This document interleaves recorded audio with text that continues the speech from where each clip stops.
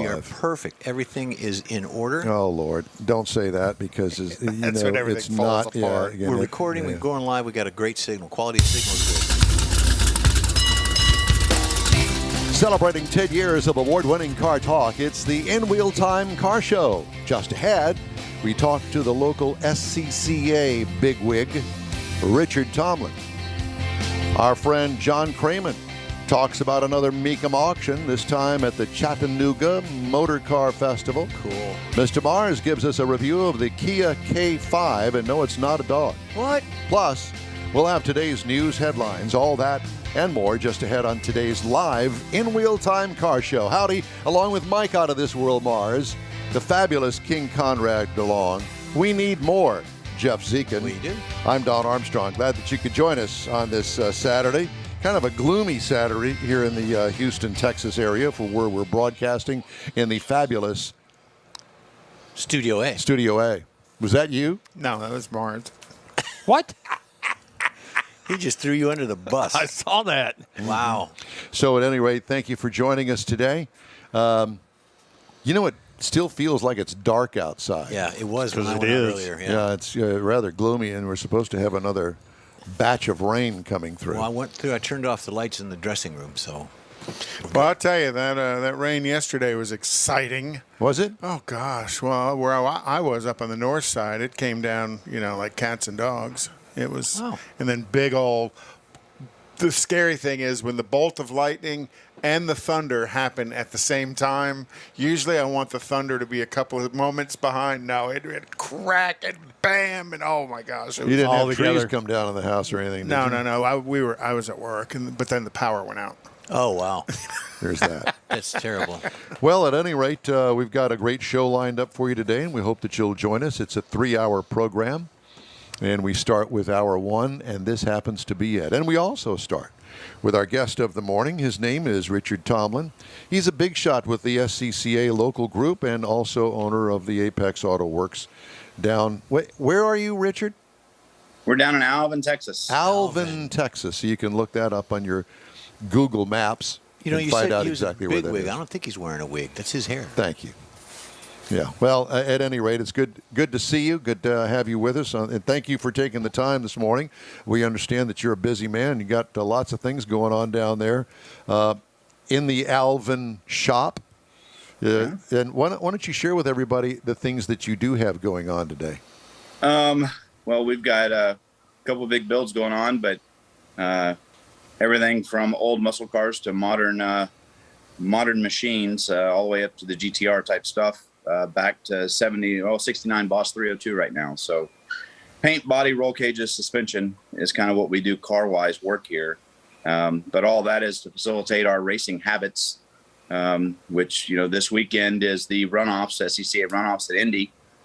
We've got 672 people that showed up to Indianapolis to go race. Wow. In 26 different classes across the SCCA spectrum. So today is the last day of day 3. Of our people racing up there. So Indy is a very historic track. It was really cool to get a lot of our regional members on track there. We had 29 people from the Houston region that went up there to compete. One that got a pole award in B-Spec. Oh, wow. So he ended up getting second.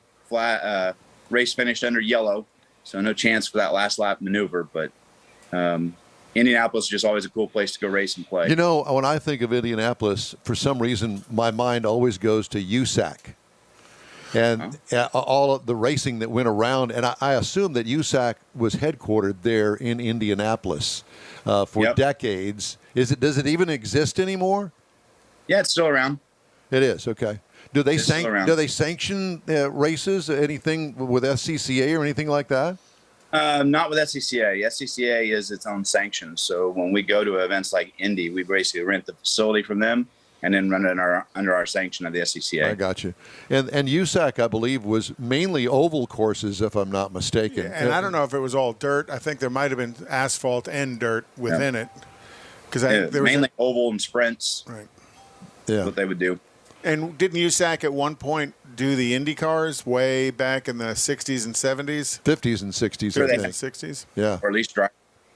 Yeah. But that's where you sit in the in the entrance to turn one and get dirt clods thrown on you at the dirt track. Yes. Well, you did. Well, that's why I sat in the entrance to turn one, was to get them to fling dirt on me. And then the race started. And then the race started. there is that. Richard, I don't know why, but your microphone is not working well. So, say something to us. Okay. Is that any better? There you go. Yeah, Yes, there it you is. go. Okay. I'll just get closer. This helps. Well, that always helps. So any of the cars out of your, I'll call your stable, the people that you manage the cars for up at Indy? Yeah, we had about 11 of the 29 cars came from Apex. Wow. Oh, wow. It's fantastic. Our most successful one, of course, is B-Spec. I mean, we had 9 cars in that field, but we had Kara. She's part of our hands-on driving academy, military veteran who lost use of her legs. In the last 300 days, we got her SCCA license, got her in a car. Granted, she had plenty of skill before this, but we got her in a car and taught her how to drive. She qualified 59th out of 61 cars, but moved up to 49th overall, so a 10-position change in a race. That's great. We'll take that, especially on a national level. Oh, yeah, So that's for our sure. first success story, in my opinion, coming from the Hands-On Driving Academy. Okay, so on top of what you do there 7 days a week, it seems, you have a full plate today of what you got going on.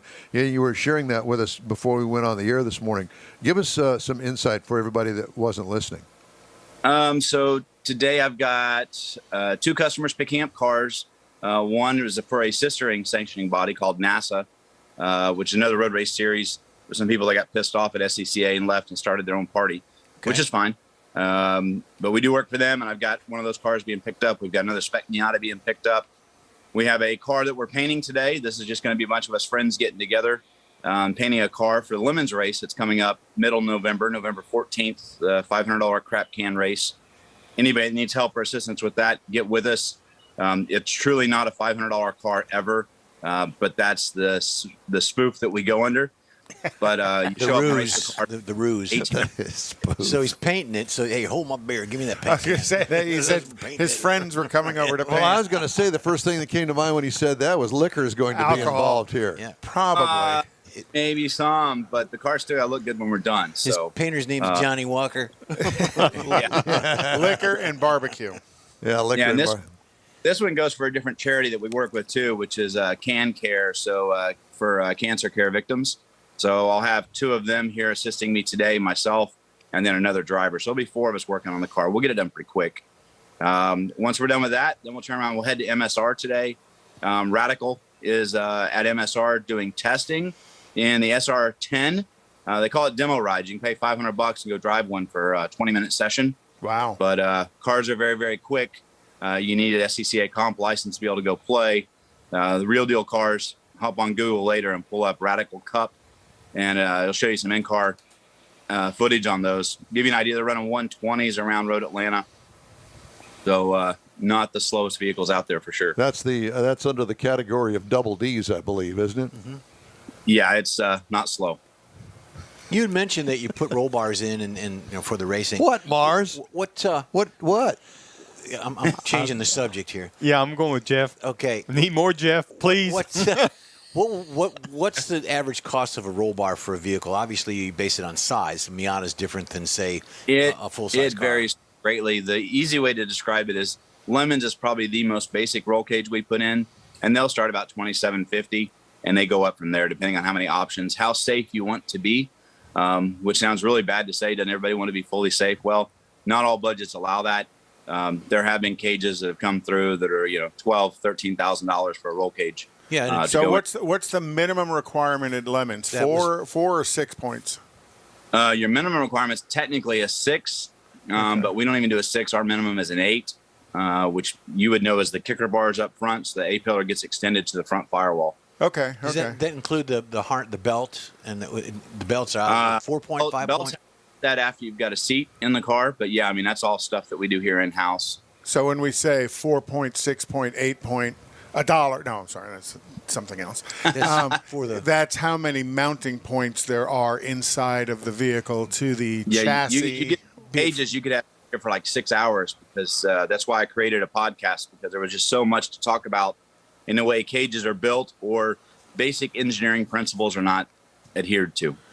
So you do all the cage construction there. You've got the benders and the radio. Benders, not. We've got it all here. Wow. We're now 12 and a half, 13 years into building cages, 21 years of racing. We started building our own stuff just because we were tired of waiting on others. It just took too long. So we started building them in-house, and it's evolved from there. So, and I know that you are a safety inspector at an assortment of venues, one of them being Pikes Peak. Does your experience building cages make you a better safety inspector? Is there a connection there? I don't know if it's better. It makes me more critical for sure. I will say it's given me an opportunity to teach many, many other people some of the basic principles that I believe everybody should adhere to, thereby improving the quality of safety we're delivering to people when they're racing. But that's just not on. That's not on roll cages. That's on everything. Oh yeah. But roll cages, I think from seat belts to the way they're actually installed to steering wheel releases to companies that are just making a product and putting a label on it, selling it, and it's not actually tested, doesn't have the correct SFI or FIA tags on it. And then your vision of the various welding skills people bring to the table. Some of do that you looks sometimes laugh out loud, or do you just kind of quietly? We all know a welder. Every one of us knows a welder. And so you can tell a good welder because it looks like jewelry. Oh yeah. It's awesome. Yeah. Yep. So for those of you that have ever been paint and body, there's painters and there's buffers. There's welders and there's grinders. Are you a welder? Or are you? And that's the story we play with all of our guys. Yeah, let me grind the ugly stuff off so it looks like a normal weld. Well, you gotta And do hey, something. when it comes to buffing, I know all about that because I've ruined many a factory paint job with my skills in buffing. I can promise you that. I thought you were putting stripes on it. I was. That's right. Stripes called Bare basic metal. primer. Yeah. Edge stripes. Yeah, edge stripes. Edge buffer.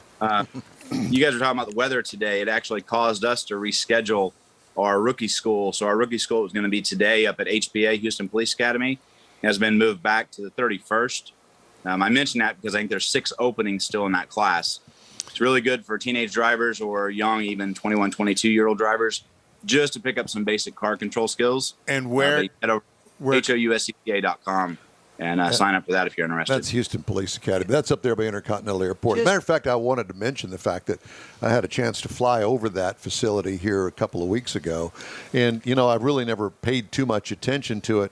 It's actually pretty well done, and it's not new. It's old, but it's pretty much is a great big, huge skid pad that's coned off. And you cone it off the way that you want it to cone off, depending on what skill you're trying to teach. Right. And it's big. And so I was pretty impressed with it. What do you think, Richard? It's good. I think one of the things I'd like to use that we don't get to use is the traffic light control at the center. They run a little road course on it. It's basically a figure 8 with a road course to the left-hand side.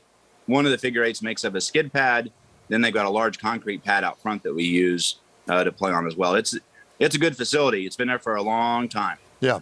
So yeah, we use. And it gets rented out by lots of different clubs. I know BMW, Corvette, all the different clubs seem to get a weekend every now and then. I don't know how it often just came it's back available. online about a month ago. So this will be our first time back since COVID hit to get back to HPA. Looking forward to it. Yeah. It is. It's pretty impressive when you look down upon it from the air. Well, and if you follow us on Facebook, I made a post this week about Rankin Road. It's just down the street from the old Rankin Road drag strip. What do you? I don't know what you're speaking of. Yeah, right. Well, I think the statute of limitations has expired by now. We do have an autocross there tomorrow at HPA as well. So anybody that's not signed up for that yet, you'll pay a penalty. But if you want to get out and play with your car tomorrow at HPA, that's an option. Next weekend, we've got a hands-on driving academy event that will be a gimmick rally running from Kemah to West Columbia. And that'll be rally, so it'll be $40 donated to them. And then we'll get to the meadery and have some samples, all in moderation, of course. A couple food trucks out there, raffle and prizes. Where is that? Come out. We'll be starting at Kemah, and then we will run down to West Columbia to Black's Meadery. Black's Meadery. I've never heard of that, but it sounds good. Yeah. Mead is a wonderful, wonderful beverage? Mead. Oh, All I in thought it was MEAT. I didn't realize. See, there you go. You're hungry. So it's Black's Mead? Black's Meadery. Mead. Meadery. Yeah. So Yeah. it's not a You can just- winery. It's not a brewery. It's a meadery. You ever had mead? Yeah, probably, but I don't remember. In the Yeah. 70s. Well, I There's go to a the rea- Renaissance Yeah, there's a Festival and reason get for that. Yeah. Yeah. I passed out when I had it in the 70s. Did you? I'm sure you did. I passed out at pretty much anything that looked at me. I'm going, I'll have 1 or 10 of those. So are you getting hourly updates on your crew that's up at Indy? They kind of text you to let you know what's going on? Watching, and we've got another session. Our next driver's at 11, which is a man by the name of Justin Oakes. He'll be in the GT1 Corvette, going around. He qualified 3rd, had the pole till the last session, but he's got the car to be up front, so it'll be a good race. So you're watching, do they do it pay-per-view or just you got to know No, where it's to go? live stream. Okay. It's live stream at PA.com. They record them, and then they'll come out about a month later on NBC, ABC, whoever picks it up. Okay. Yeah, Cool. I had seen, and I want to say it was Motor Trend had done a Pikes Peak piece about 2 weeks ago. Yeah, but that was a I think it rerun was of the from one before, right? From exactly. 2020, or because they were real limited, the number of people that were there. Lots of opportunities to go play. Yep. And very you good. get to play at all the fun places. Yeah, or organize. Do you actually play, or you one of the guys that's in charge and working? Recently, it's more working than play for sure, but I'm still trying to get my car back together. I keep going, well, we could do this, and then we could do this. And I've got bigger eyes than my stomach. And right now we're getting individual throttle bodies installed on my 427 cubic inch LS for my Awesome. Miata. So What is that Love it. behind you?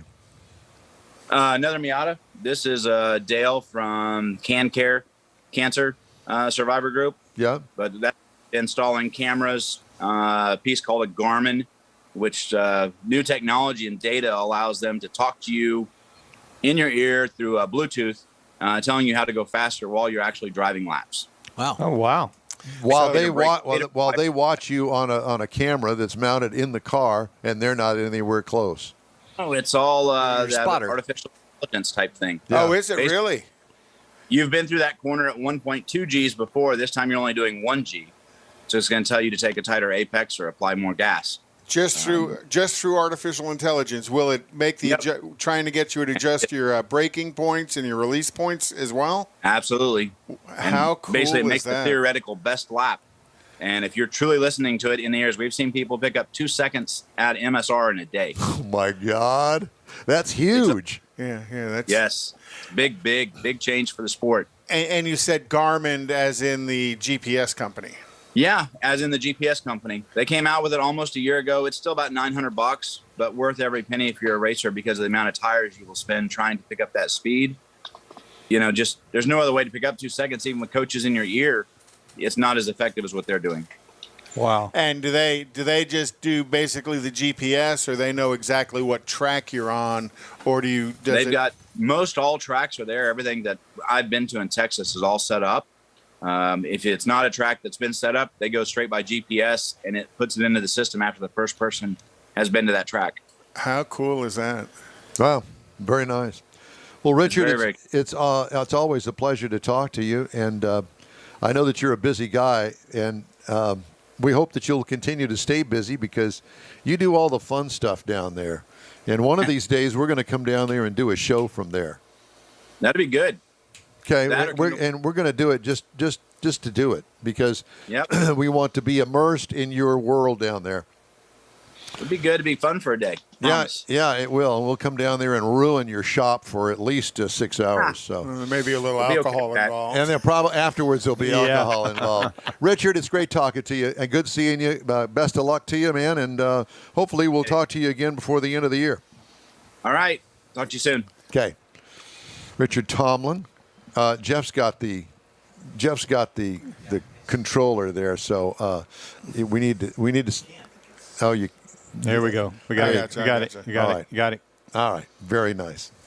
Well, I'm glad that the camera is on me because right now we're going to get the events calendar from Conrad, and he has that. Okay.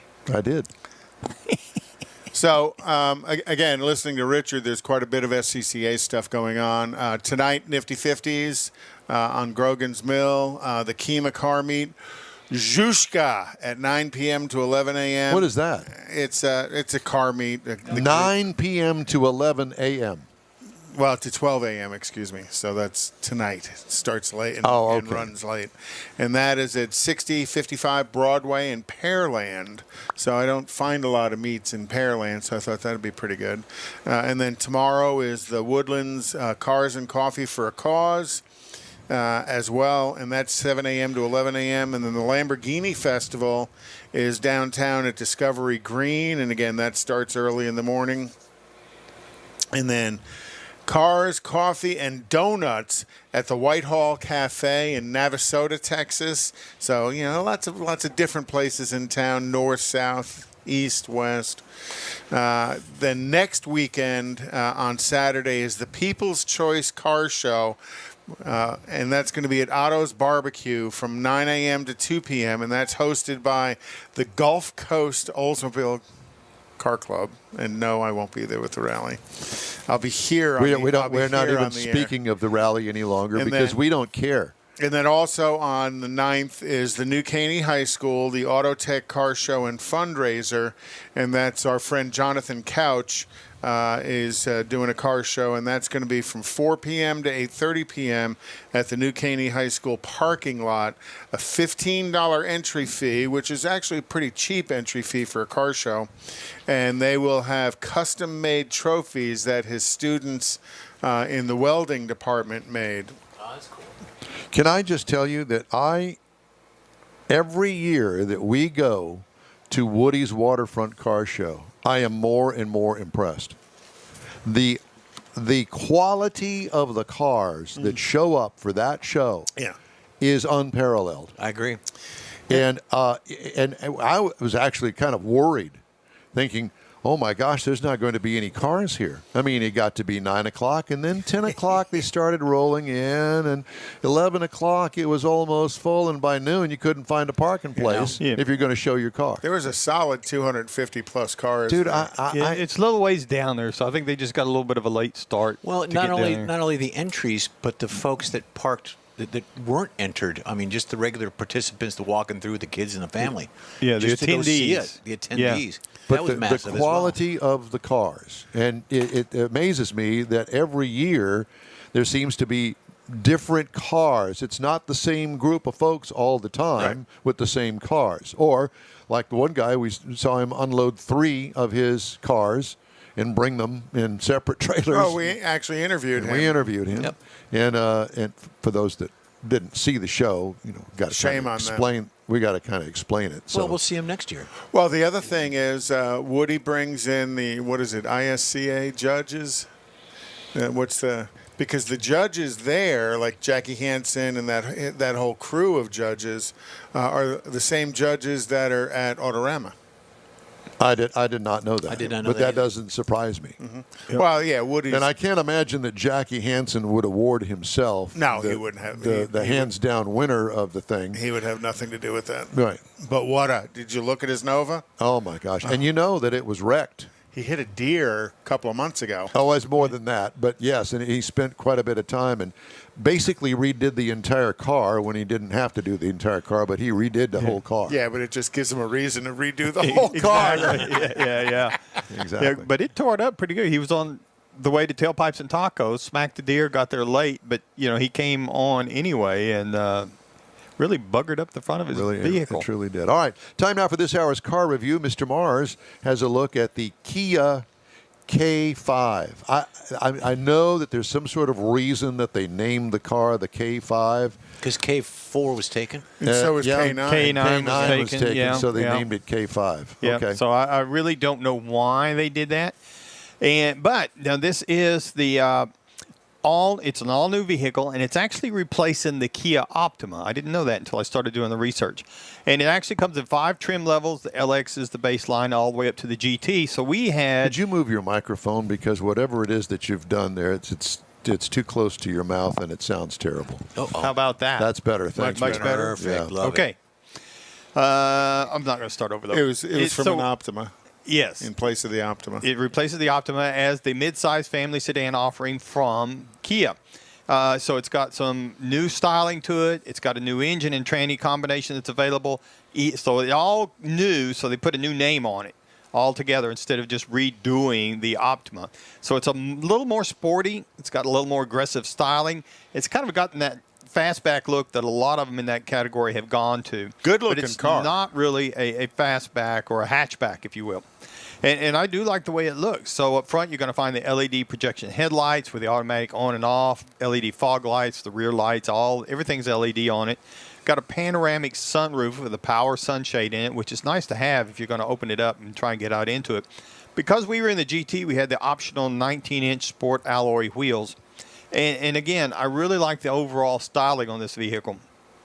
If you go into the interior, again, because of the sportiness of the GT, we had the power front bucket seats. They were heated and ventilated. We had a 10.25-inch touch screen in the middle of it where you're going to find your nav and all your entertainment and your convenience controls and things like that. And it's got a nice control layout. I didn't have to start hunting. It was pretty intuitive when you looked at it and say, okay, this is where the button is for this, and this works, this works. Didn't have to really do a lot of research in this vehicle. Got a lot of multimedia ports, charging ports. I really like the wireless charging system on this because right there in this picture here, you can see in front of the console lid, there's a slot where you slide it down in vertically. A lot of them are up there all the way to the front. It tucks up underneath, and you throw it down, your phone down in there to get to the pad. It lays down in there. Yeah, and you can't. You got to reach for it and dig for it. This is right there. It's very convenient. It holds it. It doesn't slide around. I really like the way they did that on that. We also had the Bose premium audio system in this vehicle. Now we get up here under the hood. Again, very sporty. It comes with a 1.6-liter turbo as the standard engine, but we had the 2.5 turbo, 290 horsepower, 311 pound-feet of torque with an 8-speed dual-clutch tranny. I would have liked to have had a little more juice in this, but it's got more than adequate power. It'll do anything you want it to do. EPA says you should get about 24 in the city, 32 out on the highway, 27. I got 26.5 across 305 miles. So I didn't push it around a lot because this is a very easy-to-drive vehicle. You don't really feel – you feel like you're driving a sporty car, but you don't feel like the performance isn't there to make you want to go out there and blast around the corners. Yeah, it does have paddle shifters, so it gives you that nice performance drive feel, but it's very quiet on the inside. The acoustic windshield really helps contribute to that. It's front-wheel drive. You can get optional all-wheel drive, but we had that the front-wheel drive. Now, if you're comparing it, you're going to look at maybe something like the Toyota Camry that starts at $25,045. The Nissan Altima starts at $25,550. The Honda Accord starts at $24,970. The base Kia K5, you can get for $23,590. So it's right there with all the competitors as far as the starting price goes. The K5 GT base that we were driving is $30,490. Not that bad. And the MSRP, as tested by the time you plug in a couple of extras, $35,705, which is, again, in range with the top of the other three that we had listed as a category. Very nice driving car. Stylish looking. I like Yes. the flat bottom steering wheel, the flat steering wheel on the Again, bottom. part I of like that performance package, I like that. And again, it's going to be a very good replacement for the Optima. It really is. Hey, the In Wheel Time Car Show streams on Facebook, YouTube, Twitch, and InWheelTime.com. Podcasts are available from your favorite podcast provider. In Wheel Time Car Show continues right after this quick break. When you're ready to shop Chevrolet, we know one that should be at the top of your list. Bayway. Locally owned by Houston-born and raised Daryl Wisniewski, Bayway brings a sense of family to your Chevrolet buying experience. When you're in the market for a new or used vehicle, you now have a place to go. General Manager Lincoln Stahl guarantees Bayway will beat any competitor's written price on the new vehicle you choose or pay you $1,000. Bayway Chevrolet is located only 8 minutes from the Beltway and Highway 288. Whether it's online or in person, you'll be welcomed like one of the family. BaywayChevrolet.com. Tailpipes and Tacos, Houston's premier monthly car cruise-in, returns Saturday morning, October 16th to the Lupi Tortilla Tex-Mex in Katy. Tailpipes and Tacos is free and you're invited. Collector cars, hot rods, customs, magnificent originals, and resto mods will all be on display. Loopy founder, car collector, and drag racer Stan Holt brings you the coolest Saturday morning cruise-in, tailpipes and tacos. Car show season's just around the corner and time to stretch your car's legs in a fun family event. There'll be plenty of fabulous, fresh, made-to-order Loopy tortilla tacos, hot coffee, and adult beverages, too. This is Houston's coolest cruise-in, tailpipes and tacos at the Loopy Tortilla Tex-Mex on the Grand Parkway at Kingsland Boulevard just south of I-10 and on the Southwest Freeway in Kirby inside the Loop. Get your ride ready and we'll see you at the Tailpipes and Tacos Saturday morning cruise-in, October 16th, 8 to 11 a.m. The In Wheel Time Car Show will be there too. We'll see you then, weather permitting. Gulf Coast Auto Shield has moved to a more convenient location. Now you can visit John Gray and his staff of dedicated professionals at their new shop on the South Sam Houston Parkway between Belford and Airport in Southwest Houston. Gulf Coast Auto Shield is the best at paint correction and ceramic coatings. Clear bras and custom wraps are specialties that only Gulf Coast Auto Shield installs with award-winning accuracy, and all their services come with a warranty. Lamborghini, Aston Martin, Porsche, and Ferrari owners depend on Gulf Coast Auto Shield for their specialty services, and you should too. The In Wheel Time Corvette and Cutlass have both been massaged by Gulf Coast Auto Shield, so isn't it time your vehicle visit their new shop in Southwest Houston? Call John Gray today at 832-930-5655 or visit online at gcautoshield.com. That's gcautoshield.com. Paint, coatings, wraps, and more at gcautoshield.com. It's the In Wheel Time Car Show, your weekly go-to all things automotive place. Today coming to you from the confines of the luxurious Studio A in Texas, USA. Howdy, along with Mike out of this world Mars, King Conrad DeLong, we need more Jeff Zekin. We do. And I'm Don Armstrong. Thanks for joining us today. Let's go right to our next guest. His name is Mr. John Kraman. And John is with the Mecum Auto Auction. John, it's always good to see you, sir. Thanks so much for joining us on this Saturday. I see that your hair is a little bit messed up. You must have just got out of bed. Hey. What hair? You guys know something that I don't? Well, I'm just teasing. You know that. John and I have the same barber. Yeah, exactly. Well, it's great to see you, man. How have you been? Oh, man, all good. You know, it's just really interesting, guys, that the interest during this kind of unprecedented time for all of us in collector cars in general has just been off the charts. And I think just to kind of lead this thing off with an initial observation, and that is these cars, vintage cars, late model, performance cars, everything really from A to Z is just a really great way right now to distract us, to divert us from, some of the troubles that are going on with the world and to be right in the middle of it, obviously covering the action for Mecum on NBCSN, being a part of the world's largest collector car auction during this past year and a half or so it's been a challenge, but it's been an exhilarating ride. And I don't think there's any sign of it letting off the gas. So, John, what's changed? Why all of a sudden this ginormous thrust of interest in auction cars and auctions in general, but Mecum has gone through the roof? Right. Yeah. Let me just give you just so that people can understand exactly just how wild this market is. Mecum's been around since 1988, so it's been about 34 years. And during that time period, any 12-month time period in the company's history, a really strong 12-month period would be about $400 million in sales. So strong numbers. In the past year alone, we did $500 million, an increase of $100 million in sales. Huge, significant number. Some of that is due to an increase in cars, due to an increase in a higher sell rate, but most of it is due to an interest in the increased value of collector cars, and that's tying right in with what we're all experiencing with late model used cars and with brand new cars on the showroom floor. It kind of goes hand in hand. And again, I think it's because collector cars, having a cool car, the research of it, the owning of it, the cleaning of it, the driving of it is just a great way to safely spend time during what I'm referring to as the pandemic era. John, distractions. It's distractions, obviously. Right. Do you think any of that is actual investors, like you read about people investing in fine art, or do you really think it's more of somebody that wants to enjoy it at some level?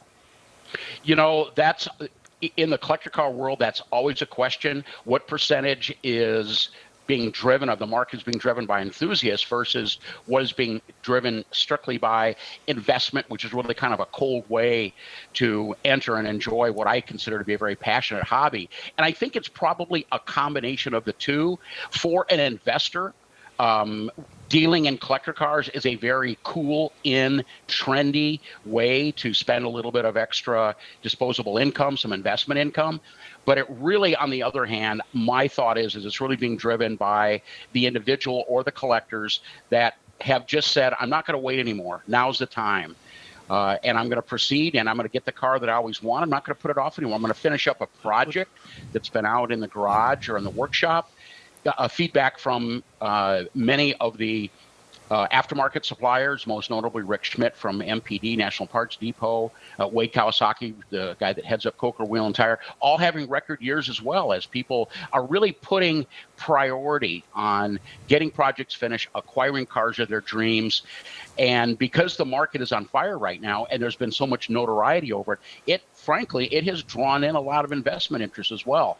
Myself, I don't look at it from an investment standpoint, but I can understand how some might maybe start dabbling in that now because it's out there in front of us. John, we talk about the auction itself. Those are the buyers, but I think that that we need to talk about the sellers. And do you think that some of the reason that you've had such interest in the buyer's market, if you will, is because there are sellers out there that are going, hey, you know what, I can't afford the car anymore, or I need the money, I've been out of work, because you're not going to have the buyers if you don't have the sellers. And I see a lot of cars that are actually going to auction for the first time and not just a constant rinse cycle, if you will, going through. Right. Do you feel the same way? Oh, absolutely. Our role as the big auction company is to generate consignments. Nothing happens without inventory, without consignments, handling roughly about 30,000 a year. But on the other hand, obviously the buyers have to be there, the buyer strength. And it's so strong right now. I'll give you just a quick, interesting percentage. As a reserve auction, with our sellers having the option to put a protected price, they're under no obligation to actually sell the car once it hits the block. Our sell rate, which we monitor, that's our barometer, that's our measure of how well we're doing as an auction company, has been, over the years, has been hovering anywhere between the 60 to 70% range, depending on the auction and timing and other things. During this pandemic era, the past roughly 15, 16 months or so, we've never had an auction under 80%, and we've had auctions actually close to a 90% sell rate once again. That's huge. Unprecedented. It's gigantic. And I think all of that indicates that not only are we able to bring a lot of great cars to the market from a consignment standpoint, but the buyers are there as well. Bottom line, this is a great time to sell a collector car. And it's actually a better time to buy than you might think, because so many good cars and collections are now coming on the market that frankly probably wouldn't be there had this market not heated up. And that's one thing. That's one thing it seems like Mecum does, is you draw some of these big collectors that are resizing their collection. I don't know that they're getting rid of their collection, though some of them do. Some of them, I would say, are just kind of resizing their collection. Kind of looking a little bit through your lots at Chattanooga, you have two Shelby GT500 KR convertibles. Holy moly! How do you get two of those so you're not just auctioning off cars? You have buyers of super high-level cars So got two that unicorns. want you to handle them. Two unicorns. Yeah, I mean, the reputation that we've established over a long period of time, as I said earlier, since 1988, allows us really to run the absolute gamut of inventory. So much attention typically is given to the high dollar cars, the big collections, the two Shelby GT500 KRs you talked about, kind of holy grail Shelbys. But the reality is we're the guys right now that attract the consignments. Sellers, people, potential consigners, they want to utilize us to be able to, hopefully, fingers crossed, get their cars sold. And the market strength is so good right now. The notoriety is so high. The exposure of Mecum auctions on television, both on NBCSN now, also on Peacock as well, running back-to-back with NBCSN coverage, just further sort of drives the fact that This, number one, it's a strong market. Number two, people are seeing cars get bought and sold on a regular basis, and both buyers and sellers, they want to get on board right now. It's like this snowball effect that just keeps growing and growing and growing. And I just want to say that we're still operating our auctions very safely. We're doing a lot of social distancing. We're following all county or venue guidelines as far as any masking requirements or not, depending. And we've been doing that during this whole entire pandemic process.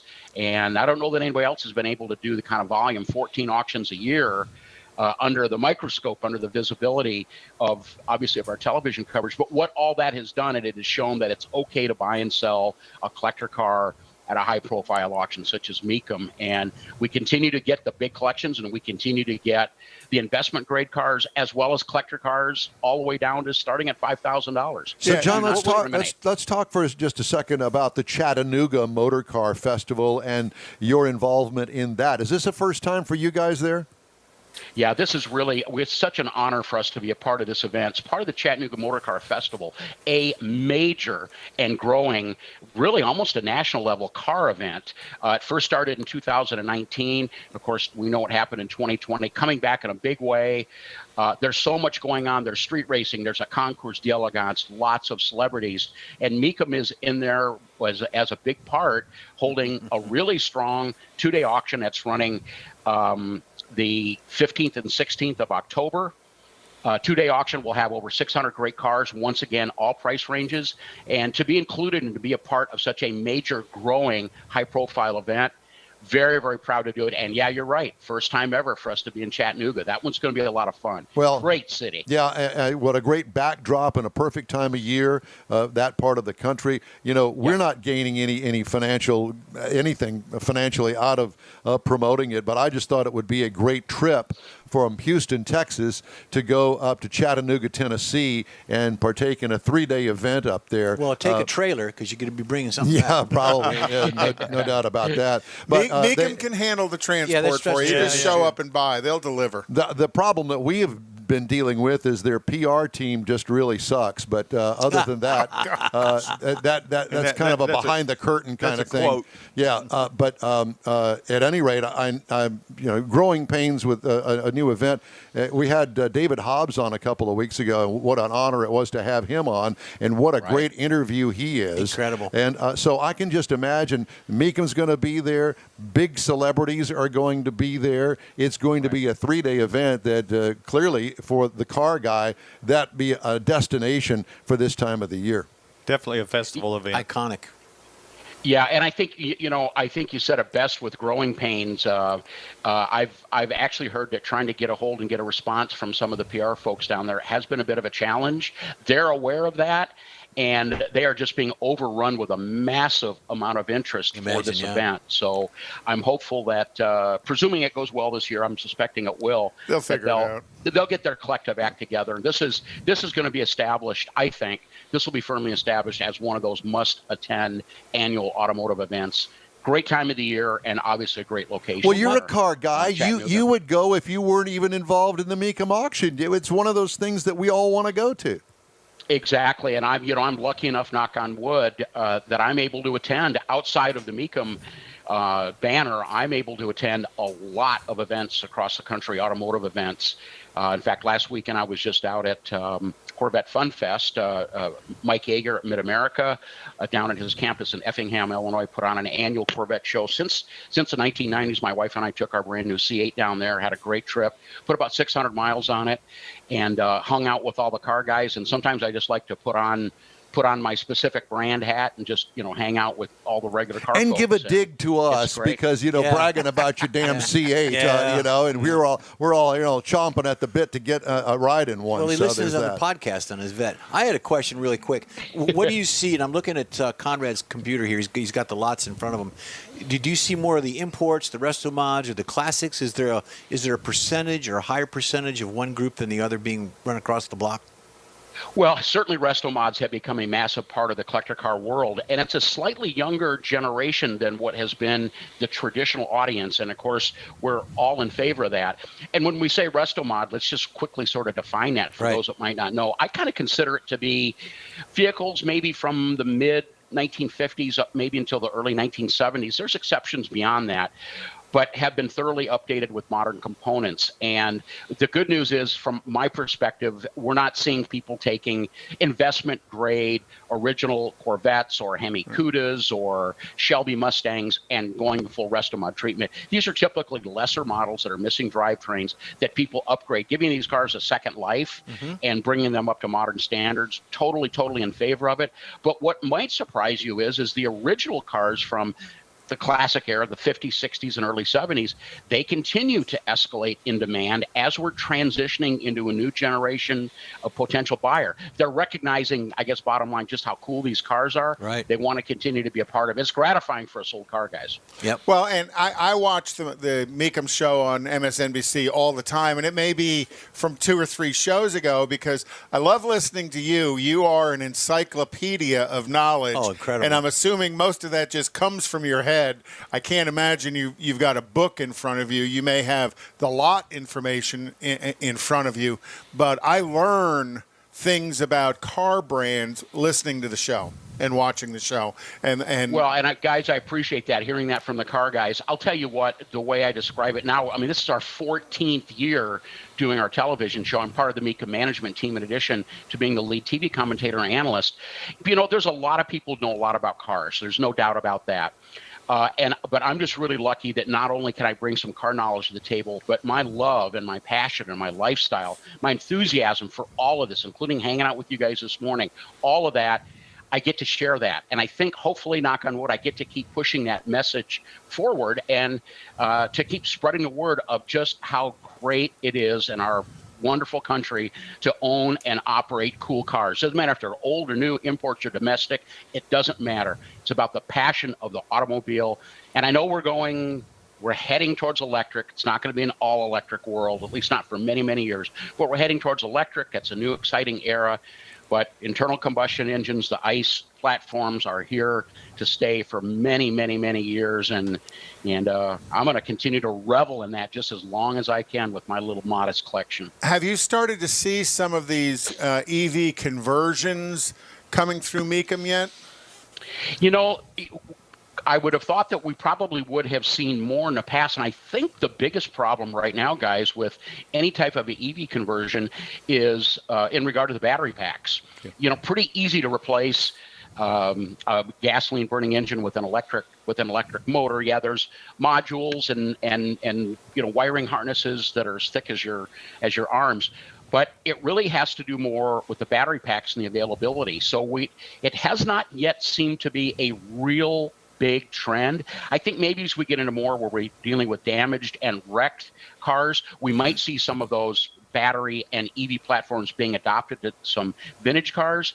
But the feedback that I get, bottom line on this, the feedback I get is people seem to really enjoy, if they're upgrading, they enjoy getting one of these modern era power plants and drivetrains that are now so refined, so reliable, so fuel efficient, and surprisingly, from an exhaust emission standpoint, very reasonable as well. So much has been done over the years to blend a ton of power and, once again, reliability with fairly green, not as green as electric, but fairly green exhaust output. And I think that's going to help. I think it's going to be a while before the retrofit in quantity goes to electric. Probably will happen in the future. I think they're going to need to get these batteries smaller, more compact, more efficient, and more affordable. I don't think we're there yet. Right. John, it's great to talk to you. And we love having you as a guest on the show. And good luck in Chattanooga. We'll be watching. And we'll be sitting on the edge of our seat because we know that every time that there's a Mecum auction, it's a whole set of different cars, a different scenario, a different backdrop. I mean, it's really going to be exciting for us to see, especially this being a first event for you guys. Well, as always, guys, always a pleasure. And be safe down there in Houston, and we will see you later. All right. See you next time. Thank you. Take care, John. John Craman with Mecum Auctions and NBCSN. So what a guy. Yeah. I want to remind everybody that we'd love to hear from you anytime. All you have to do is shoot us an email. Send us an email. Don't shoot anything. Send us an email. Send us an email. The address is info He went there. at inwheeltime.com. I have here shoot, but We need to change your script. Because it's Texas, man. well, there's that. But I guess it's just not politically correct Oh, anymore, get is it? over it. Come on, man. Get over it, Karen. I'll Karen. Yeah, I think I'm the Karen of the group here. All Oh right. my God. Speaking of Karen, we've got some recalls. We got some recalls to tell you about. The Audi e-tron, speaking of electrics, being recalled for possible loss of ABS from the brake booster and its corrosion that apparently is taking place.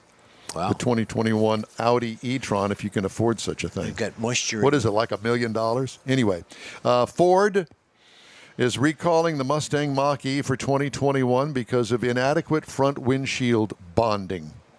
Ooh, that's a bad thing. That is a When the bad airbag thing. goes off, the windshield just pops out on the hood. Well, I was And- thinking you hit the brakes and it And pops. how about inadequate panoramic roof glass panel bonding as well for the Mustang Mach-E? That flies off. It flies off. So when the airbags go off, all the glass just spits out on the ground. Well, you don't have to worry about it being injured by flying glass Exactly. because it just goes It's away. because it's gone. Yep. Volvo recalling the S90 for 2021 because the rotor and shaft may separate, causing a loss of ABS. Yikes. That's, That's not a good day. Been there, done that. Yeah, It's not a good day. So that's the S90, the XC60, and the XC90. Turn signal may activate in the wrong direction on the Kia Sedona for 2015 through 2017. So people, well, it's not a BMW because they don't ever use their turn signals. Good one. Engine damage may cause a stall or A thermal event on the Hyundai Sonata Hybrid or the Hyundai Tucson 2017 model years. Another turn signal malfunction problem with the Ram ProMaster City van 2019 through 2021. Jeep Grand Cherokee 2021. Rear view camera damage. Rear view camera image may not display. Okay. Roof reinforcement may impair side airbags on the Volkswagen Tiguan. Tiggies. The Tigsters. The Tigs.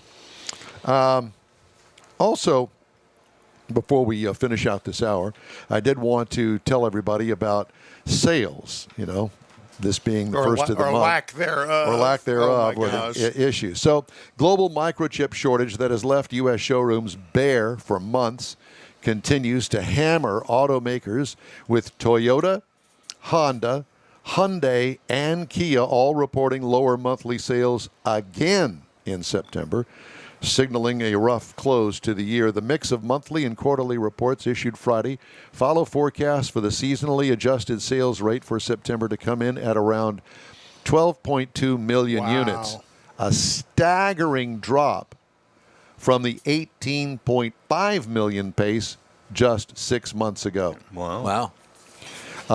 J.D. Power estimates retail inventories available at dealers dropped by another 22,000 units to 920,000 in September nationwide. The bottlenecks throughout the production pipeline that have depleted new car and light truck supplies continue to upend the retail landscape, needless to say. Some buyers are balking at higher transaction prices and limited choices and deciding to wait on the sidelines until inventory improves. You wait a while. And let me tell you, so my future son-in-law, Aaron, he has a lease on his Audi that's come due, and he was looking for something else to lease. Right. And the regular size half-ton pickup truck he discovered is just too darn big. Won't fit in the garage, and that's what he was kind of heading toward. Now, he's in his mid-30s, so he's of that era and generation that, I got this big four-door sedan now. I think I'm going to go for a truck, and then he gets into it, and he's going, well, it's too big. No, I can't deal with that. I don't need all that. And so he starts looking around, and he's looking at, semi close to luxury cars, some, not Lexus, but Sport luxury. sport luxury, yeah, four-door sedan type stuff. But There's no inventory. there's no inventory, and they want his car. And I said, don't fall for that. And so I told him, I said, I think, personally, you'd be better off buying your leased car for now and hang with it because it's a nice car. Yeah. And he knows all the service that's been done to it. It's never been wrecked. He's got history with it. He's taking care of it. Yeah. And so that's what he's going to do. He decided that he's going to hang on to it for another year. Well, Good for him. two things are going on. First off, if you drive by a dealership, you realize they have no inventory. Right. So they're not motivated to discount. Because there's no inventory, the manufacturers' rebate programs have fallen off the gone. planet. Yeah, they're gone. And their trade-in values are high, but the transaction price is still high. So there's still a kind of a balance It's almost a loss. in both sides of that. Speaking of, with low inventories, automakers and dealers continue to slash discounts. Average incentive spending per new vehicle is expected to fall to $1,755 in September, down from $3,792 in September of 2020, and $4,154 in September of 2019. Mm-hmm. So, yes. So, in other words, you're going to pay sticker for the car. And Yep. for the month of September, GM was down 33% in sales. Mind-boggling. Wow. 33%. Yeah, it's hard to imagine such a thing. But it's purely inventory driven. And it, everybody thinks, okay, well, we're just going to wait until this is all over with and go buy a car. Well, let me tell you something. So the demand is going to be so high, they will still be getting sticker price for cars for quite some time to come, even when they have inventory, because the demand is going to be there, Very and they'll true. be able to make some money. And remember, then it comes down to the dealer. They are dying on the vine right now because they don't have any cars to sell. And they still have to pay the electric bill every month. Yep. So there is all of that. And then there's the rental car companies. Well, Yeah. rental car companies dumped their cars Yep. in the spring of 2020. The COVID dump. And that kind of flooded the used car market, but that's why rental car prices are so high Yep. as well, because the dealers aren't. If you can get a rent-a-car, because what I have found out through a friend of mine that is in the rent car business is that they are overbooking rent cars. So you're going to take a trip and you're going to go to Chicago in Right. 4 weeks. Rent the car online. Got it. Here's my Scheduled. Here's Yep. my piece of paper. I got it all scheduled. Get there. They don't have a car for you because they've overbooked it. Didn't that happen to our audio technician, our guru, Mr. Ainsley, when he went on his trip to I think it Michigan? did. Well, Yes, one of the things that happens with that is because you don't have to book a car rental with a credit card. You just book it and show up or not. There's no penalty for not showing up for a rent car. Well, you can also, Unless you're walking. buy the penalty. You can also say, I want this car. I am coming to get it. You can pre-purchase the Right. rental, yeah. All right, time now for a quick break here on the In Wheel Time Car Show, and we'll be right back after these brief messages. Whether you own a newer car or want to keep your older one humming along for a while longer, think of Bayway Chrysler Dodge Jeep Ram, Bayway Chevy, and Bayway Lincoln to keep things in tip-top shape. From oil changes to major repairs, you can depend on the highly skilled service pros at Bayway Chrysler Dodge Jeep Ram, Bayway Chevrolet, and Bayway Lincoln to perform fast, efficient service to keep your investment running strong. For all your service needs, remember Bayway. Schedule your next appointment online anytime. Bayway, keeping it original. Tailpipes and Tacos, Houston's premier monthly car cruise-in, returns Saturday morning, October 16th to the Lupi Tortilla Tex-Mex in Katy. Tailpipes and Tacos is free and you're invited. Collector cars, hot rods, customs, magnificent originals, and resto mods will all be on display. Lupi founder, car collector, and drag racer Stan Holt brings you the coolest Saturday morning cruise-in, Tailpipes and Tacos. Car show season's just around the corner and time to stretch your car's legs in a fun family event. There'll be plenty of fabulous, fresh, made-to-order Lupi tortilla tacos, hot coffee, and adult beverages too. This is Houston's coolest cruise-in, Tailpipes and Tacos at the Lupi Tortilla Tex-Mex on the Grand Parkway at Kingsland Boulevard just south of I-10 and on the Southwest Freeway in Kirby inside the Loop. Get your ride ready and we'll see you at the Tailpipes and Tacos Saturday morning cruise-in, October 16th, 8 to 11 a.m. The In Wheel Time Car Show will be there too. We'll see you then, weather permitting. Gulf Coast Auto Shield has moved to a more convenient location. Now you can visit John Gray and his staff of dedicated professionals at their new shop on the South Sam Houston Parkway between Belford and Airport in Southwest Houston.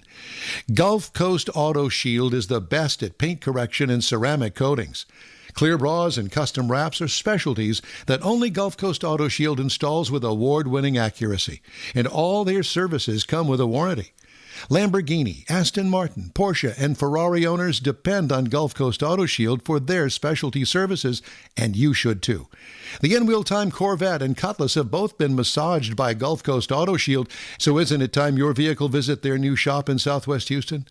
Call John Gray today at 832-930-5655 or visit online at gcautoshield.com. That's gcautoshield.com.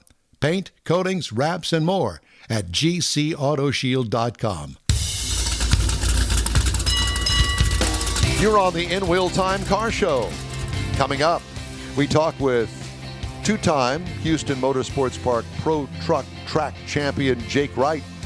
We'll review our featured vehicle of the week, the 2001 Chevrolet Corvette. Ooh. We got your weekly cruising calendar. Jeff has a feature on Dale Jr. Conrad has This Week in Auto History. And we'll have the stories making automotive news headlines this week. That and more just ahead on this portion of today's In-Wheel Time Car Show. Howdy, along with Mike out of This World Mars down there, King Conrad DeLong. We need more Jeff Zekin. We do. I'm Don Armstrong. Glad you could join us. Gloomy Saturday here in Houston, Texas. Supposed to get more rain, and I didn't even actually look, but I guess I could. I think it's 40%, probably this afternoon. Well, Is that what it is? That was rain yesterday, I'll tell you. It came down hard and fast. Yeah? You know. Yeah, yesterday morning. It was a gully washer. Yeah, it's... Toad strangler. A what? Toad strangler. A toad strangler. Turd floater. You Oh, know, no. Where all the turds in your backyard from the dog float. That. There is that. I didn't think of it We that don't have way, a dog. but yeah. We don't have a dog. So there's rain on the radar down along the coast, Yeah. but none around here right yet. We're doomed. It's coming. So we're still waiting on Mars? Yeah, we're Yes, waiting. you on- are. Yeah, we're as we usually be are. worse. So while we're filling this little gap in our programming, I did want to mention that and I've said this before, that we're sitting amongst. Royalty. Well, I was going to say novelty. It's kind of a combination of both. was But gonna say old Jeff guy. Zekin is a drummer and been a drummer a long time. You actually played in the band in high school. Oh, yeah. I've been playing since I was little. Did you march in the band Oh, in high yeah. school? You Absolutely. played in the band In with the band. Bob Dylan? No, not that No, band. the wrong band. Yeah. But yeah, marching and concert, all that. So So you were part of the drum line. Pretty much, yeah. I was a drum major for 2 years as well. Major Domo. He was the leader of Did the you have band. Did you have the big hat? I Domo did. You had the big. I Do we did have the pictures big- of that? I do. So- Oh my And- God! Could you we gotta lean get way the- back and swing your baton? Yeah, and it was back in the day when drum majors would do backflips and things like that. I twirled the baton. Did you? Absolutely. Do we have a film of that? No, I think there's stills of it. And the hat, you named the hat's name was Priscilla. It The was hat's passed down. name was it Priscilla. But you passed have down to have a more enunciated S, so it'd be Priscilla. Priscilla. No, well, Priscilla was white and it had an orange, Flume. feather on it. Yeah, it was cool. A lot of fun. I have this I'll vision show you in my next time mind. you come over, I'll break out the. Well, at any rate, bringing it up to today, he plays with a band called Red Card, Mm-hmm. and they've got a jam session tomorrow. If you want to come see, my plan is to be there Guys for will be you there as well, yeah. to support you, and your wife will be there. Where is It's this going to gonna be be? at the County Line Bar. Not County Line Barbecue, but the County Line Bar. It's in Richmond, Texas. It's actually off the West Park Tollway. Right. Starts at 4 o'clock and goes till 8. Yeah, jam session is we'll play the first hour as a band and then invite other musicians to come up and play or have their bands come up. So you'll be there signing autographs. Yeah, I will. Do you have a hero card for No, people? no, nothing like that. We can make something up, though. Don has a hero card. I know. Yeah, I think they're leftovers from Back in the 15 day. years ago from the NHRA when he was doing a. Yeah. Hot Rod Fuller. Yep. Anyway, so then if you can't make it tomorrow, on October the 9th, the tour moves to the Richmond Arms. Yeah, on At Richmond. 5920 Richmond between Fountain View and Chimney Rock. Then the show starts at 8 o'clock. Right. That's a Saturday night. It's But you don't necessarily need arms to be a drummer. You could see that Yeah. The guy that girl plays with his online feet. that plays with his feet. Yep. October the 16th, the tour continues down to Galveston at the Huli Huli Hut Yep. for Oktoberfest. We played there before. It's a blast. It's right there in the So center. They there's open a- up the doors and people come walking in. There's a theme to this. Everywhere Jeff plays serves alcohol. well, yeah. Absolutely. Well, right there. Where do you think that he has these Look at- these little yeah, I onesie know. bottles? Onesies. This isn't shampoo, all right? That's good stuff. The set list brain includes poo. Eagles, Free. What is Free? Is that Free, the band Free. Free. Oh, yeah. Badfinger, You know The the band Free. Pretenders, Janis, Beatles, Eddie Rabbit, Tom Petty, REO, Speedwagon, Grand Funk, and Jimmy Buffett. I'm a REO Speedwagon fan, so I'm 2 weeks I ago. threw that in there for you. Thank yeah, you. absolutely. And All right. You don't do any Foreigner? Jimmy Buffet. No. Jimmy Buffet for him. Jimmy Buffet. What are you doing down there, Mars? Thank you He's for that, got Don. his He's he's looking got at his your freezing finger in his picture. ear. Thank you for that, Don. Yep. Appreciate it. He's got a picture, Trying to- but it's I'm- freezing I'm- up. I'm trying to get with Jake here. Okay. Come well, on, you, Jake. you just keep on. Unfreeze it, Jake. Keep on keeping on. I did want to mention to you that I made it over to Gulf Coast Auto Shield to see his new place. Uh-huh. Oh my gosh, is it nice? And it's There's space now. There- he doesn't have to stack cars in like, he's like bread and a well, loaf. you know, I think Bread that and a kind of loaf. goes with it. When you're that good, everybody wants to do business with you. Yep. And it's really a nice facility, and everybody's got their own stall now, so it's not, people working in the workspace. aisles Yeah, and that sort of workspace. stuff. So it's really laid out well, and there's a waiting area, and his daughter is working the front desk, That's and cool. she is a dream to talk to. Very engaging young lady, let me put it that way. And he still has the whiskey collection in his office. That's why he went. That's why he went. I actually did not go into his office because he had somebody in there. So, what's your prediction on him expanding more? Is there like 6 more months? He's going to be doubling that? I'll or- be honest with you. I don't think that he's got enough room still. Oh, really? Oh, really? I said that The place he just to just see if. moved to? Yeah. It's, highly secured and got everything going for it. And it's beautifully decorated and it's air conditioned and everything is just perfect. Top notch. Top notch all the way, but I don't think it's big enough. That's just me. Well, I think he would rather be super busy than empty. Well- have, Oh, yeah. have space he's paying for that's not generating revenue. He's got as many cars sitting outside waiting to come inside than he has inside. Yeah, well, and that was the case in the old place, but the old place, you can get 8, 10, he'd stack 12 cars in there, and you might be able to get 12 cars outside, but you had to move one to get to one. He's probably Yeah. got, I don't know, 15, 20 spaces now inside. It's well laid out. I was impressed. And it's easy to get to. On the West Sam Houston Toll, you take the airport exit and you're there. We went by it going, yeah. Yeah. And it's nice. It's in a great big warehouse-looking area. Complex. Yeah, but it's got retail parking up front and that sort of stuff. But anyway, I just wanted to mention that. So if you need any kind of paint correction or wraps or, clear bras, whatever it is that you need, I encourage you to stop by Gulf Coast Very Auto cool. Shield. Yeah, it is very cool. I stopped by because on the back lid of the Corvette, which I'm going to review later on the back lid of the Corvette, I noticed paint problems. And it really didn't come to my attention until I took off the rear emblem that sits up there right below the glass. Well, you replaced that, didn't you? No, I did not replace that one. I replaced the one up front. Oh, okay. So I took it off of there and I kept looking and I'm thinking there's like 5 or 6 of these blotch spots and it's probably about that big around and they're kind of in a row underneath the glass back there in the painted part of that deck lid. I'm thinking, how could that possibly be?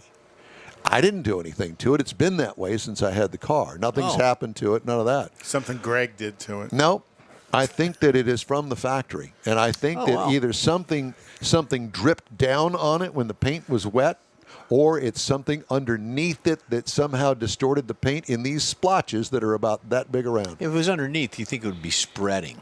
It's not. It doesn't. It's something happened when the paint was wet.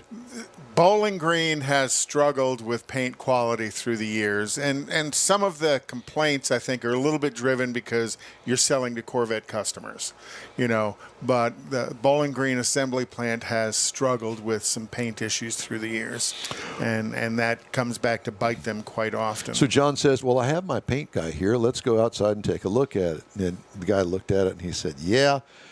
He said, well, what would you do? And he said, well, I think what we'd try to do is we would try to sand it out first. Probably have to get through the clear coat on it to get to the actual paint and see if there was enough paint that we could smooth it out. Yeah. And if that didn't work, the only Then other you shoot thing, it, we have to re-clear. reshoot it. So you wouldn't attempt a clay bar first? Oh, no, it's getting not. Into that? It's not 'cause beyond it's that. down in the color. Yeah, it is. It's down Well, in the color. I will give you my suggestion. Get over it, Ethel. Oh, no, he's Karen. Get over it, Yeah, Karen. get over it. Don't get started on trying to. And a black car is not hard to do, but don't get started on trying to do these little spots. And I lived with it when I was with GM and these Corvette guys. Here's this little spot about the size of a half of a dime. and you have to and wind it's- up painting the whole and quarter it's panel. underneath the fender, and the only reason he could see it is he was under the car looking up. It wasn't, and they'd want you to start on that, and then it gets bigger and bigger and bigger. Don't mess with it. You've had it. It's 20 years old. Get over it, Karen. It isn't worth spending the money or the time to make it right, and because it will get bigger and bigger and bigger. You're taking guidance. The more you rub on it, Don, the bigger it gets. That's what. Yeah, I'm changing it. Change the subject. You're getting advice from a guy that's got a car in the garage that won't start because of the key. Why is that picture frozen? Because we lost the camera. Again? Well, let's Yep. find another camera. There you go. There we go. Yeah, I don't know. I think that it's down on the list of things. As a matter of fact, I've Yes. started a list. And there's the list. It starts with the orange thing, and then it goes down here. So that right now there's like, I don't know, a dozen items on there. And I'm going to start picking away at these. Are you? I So am. the shifter was one of them. That's The shifter, checked yeah, off. that's You checked now off put the your list, yeah. Pistol grip shifter Right. in there, which And looks cool. And I have actually started now acquiring parts. Unfortunately, it's become an addiction online. And I started with to repair the seat. The seat has this thing that's called a rocking motion. And it's typical of C5 Corvettes. Yeah, the tracks are worn. The tracks aren't worn on a car that's 27,000 miles. It's something to do with these Teflon washers that are in there. So I've got a new set of those. Jeff's going to help me put that in when we get time to do that. Have you seen the video how to do it? Yes. Okay. So we got Multiple times? Jake on the phone. The internet connection won't hold up the video, so we've got him. It's not our problem. No, it's not. It's on his end. But I just wanted to make that clear because it's rare that it's not. So we've got Jake on the phone. Let's go to Jake and see what's going on. Hello, Jake Wright. How are you doing, sir? Well, we're doing very well, thank you. Sorry that we didn't get to connect with you with video today, but it's okay. No, you're fine. All right. That's my fault. I'm kind of in a bad spot right now. I'm Where sorry are about you, that. Jake? Are you on your back underneath the yeah. car? No, I'm in a back road. Oh, I'm in a okay. back road. I'm on the way to Bastrop. Oh, on the way to Getting ready to Bastrop. work on the truck. Okay, I got Yeah, you. yeah. All right. Well, congratulations on your championship trophy that you got for the season out at Houston Motorsports Park. Thank you, sir. I really appreciate that. Well, you know, I've interviewed you probably every race this entire year because you've won, and I have to tell you that it was well-deserved. You're a great driver, but, you know, it not only takes a great driver, but it also takes a great vehicle as well. Why don't you tell us a little bit about that and the owner and all that? Well, yeah, it's a great piece. Really, it takes a whole team, and I've got a really good team behind me, a really good support system.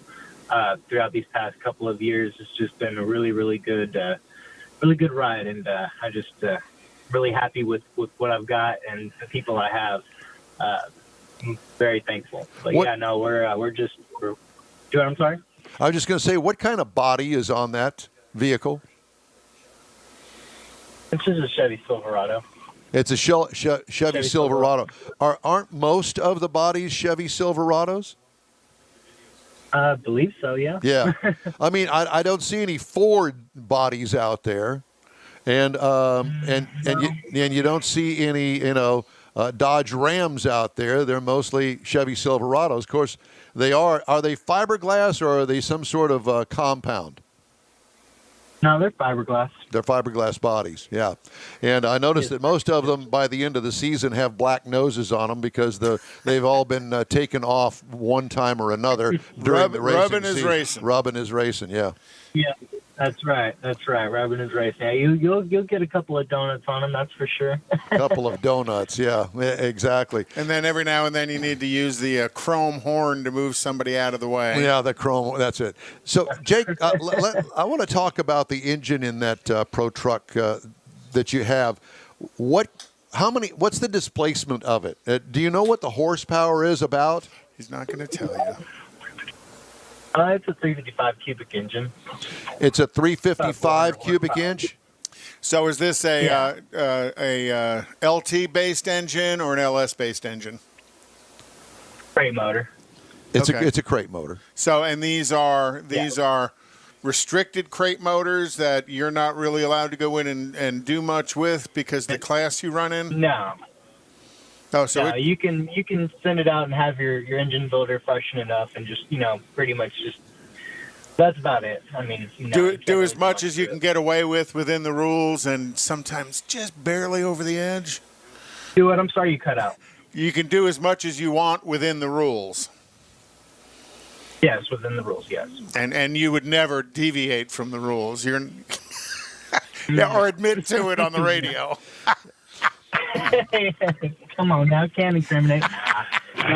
No, we wouldn't do that. No, we're not about that. We do everything by the book, and we want to win, the right way.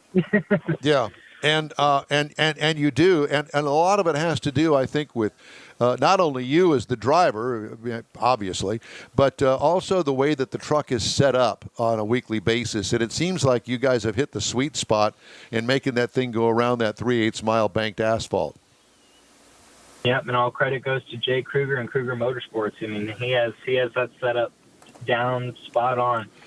Can't thank him enough for everything he does for me and my team throughout many years. He's been behind me and had my back, and really, really can't thank him enough. Jake, I mean, do you ever get the truck on a Friday or a Saturday before the race and you take it around on some hot laps and you say, it's a little bit tight this week going around there?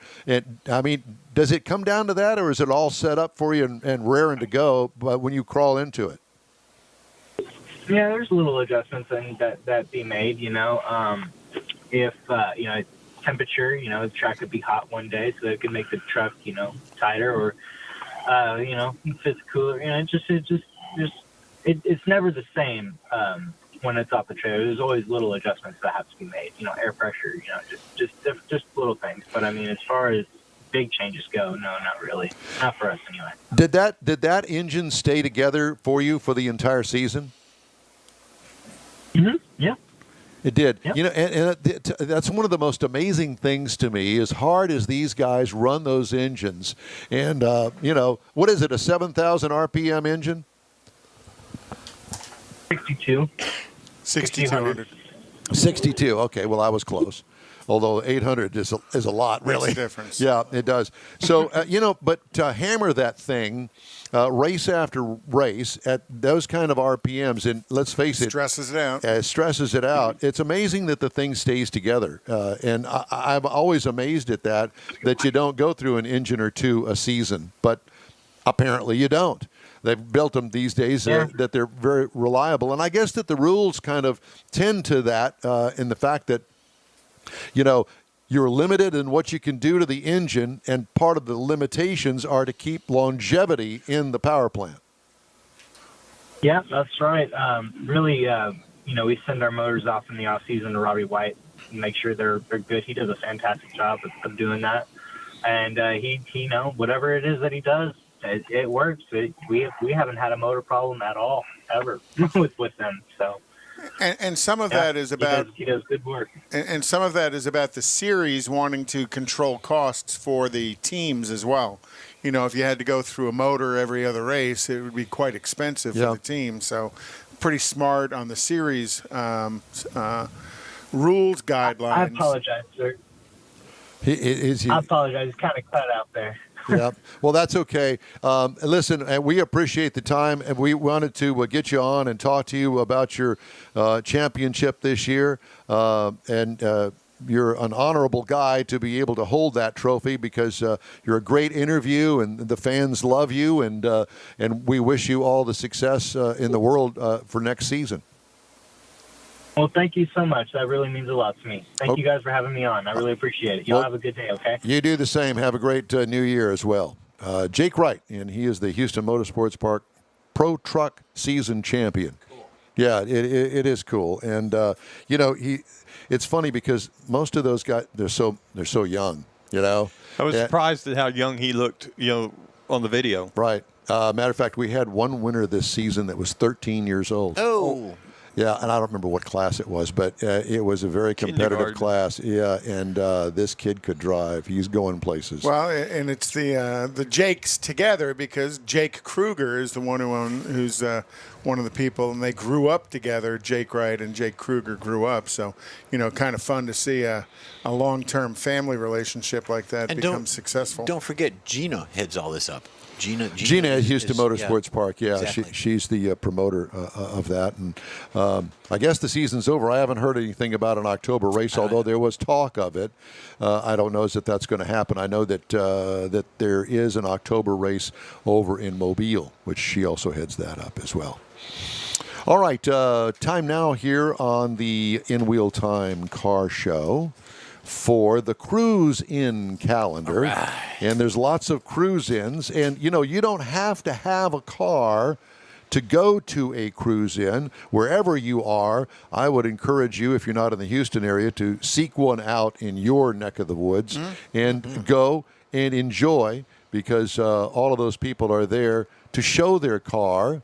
And it's usually... they're happy to talk about them as well. Oh, yeah. And most cruise ins are free.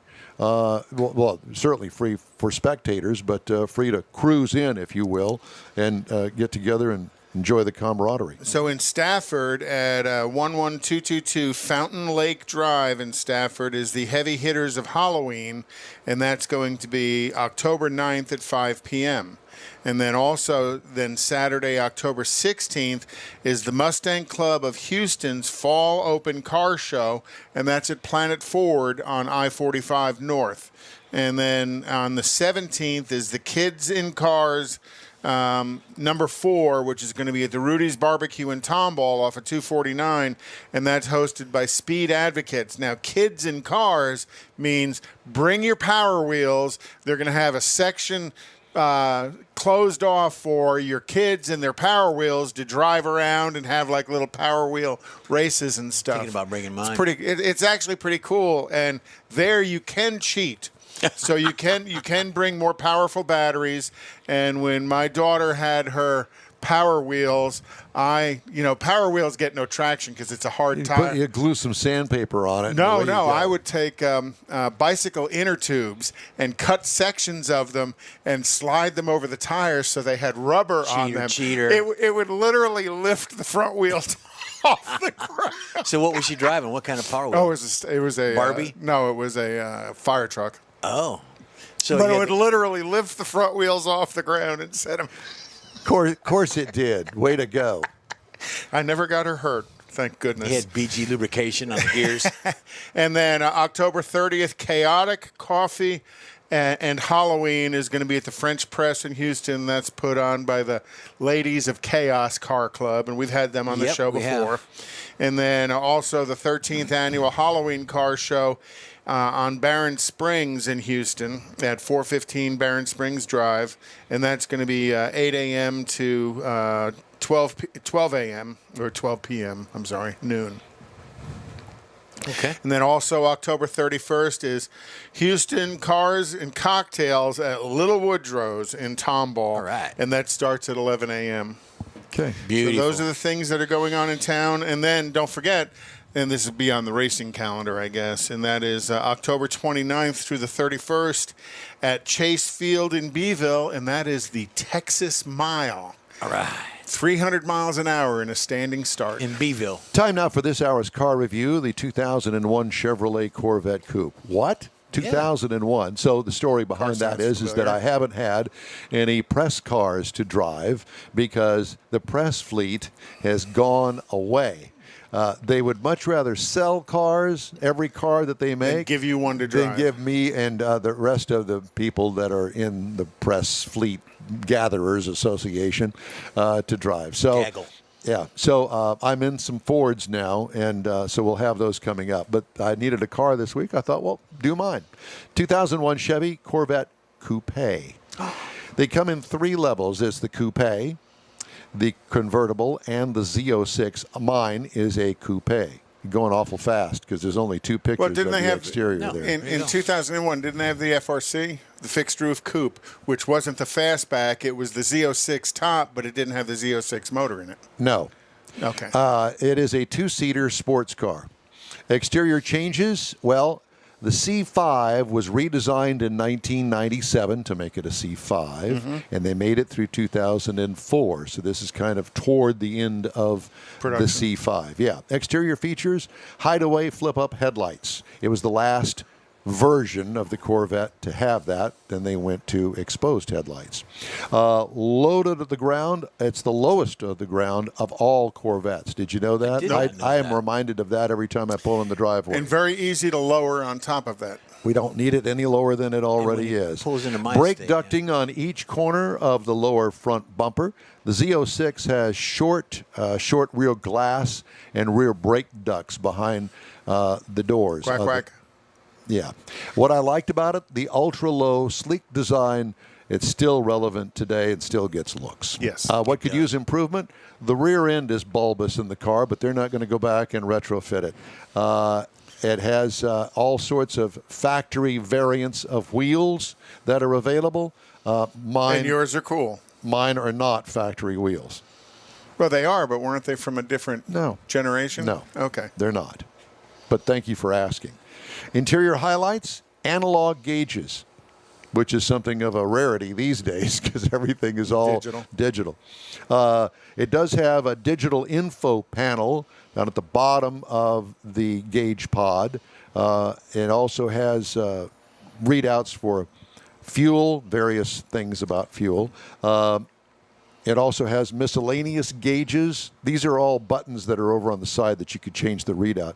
Miscellaneous gauges. It has a trip gauge, options, and English and metric reset button. So there you go. Powered by? Powered by Optima.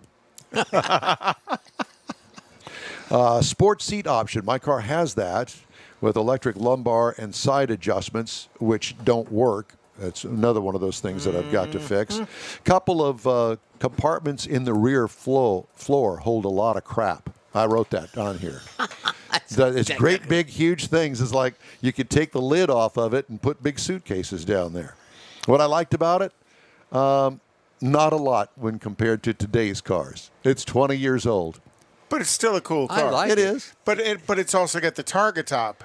It does. But you probably never take it off, do you? Rarely. Well, we took it off when we worked on certain parts of the car, but That's so your feet could stick out the roof while that you're thing, underneath it. No. it hauls donkey. It hauls donkey. Did you hear that, Mars? Yes, I did. Okay.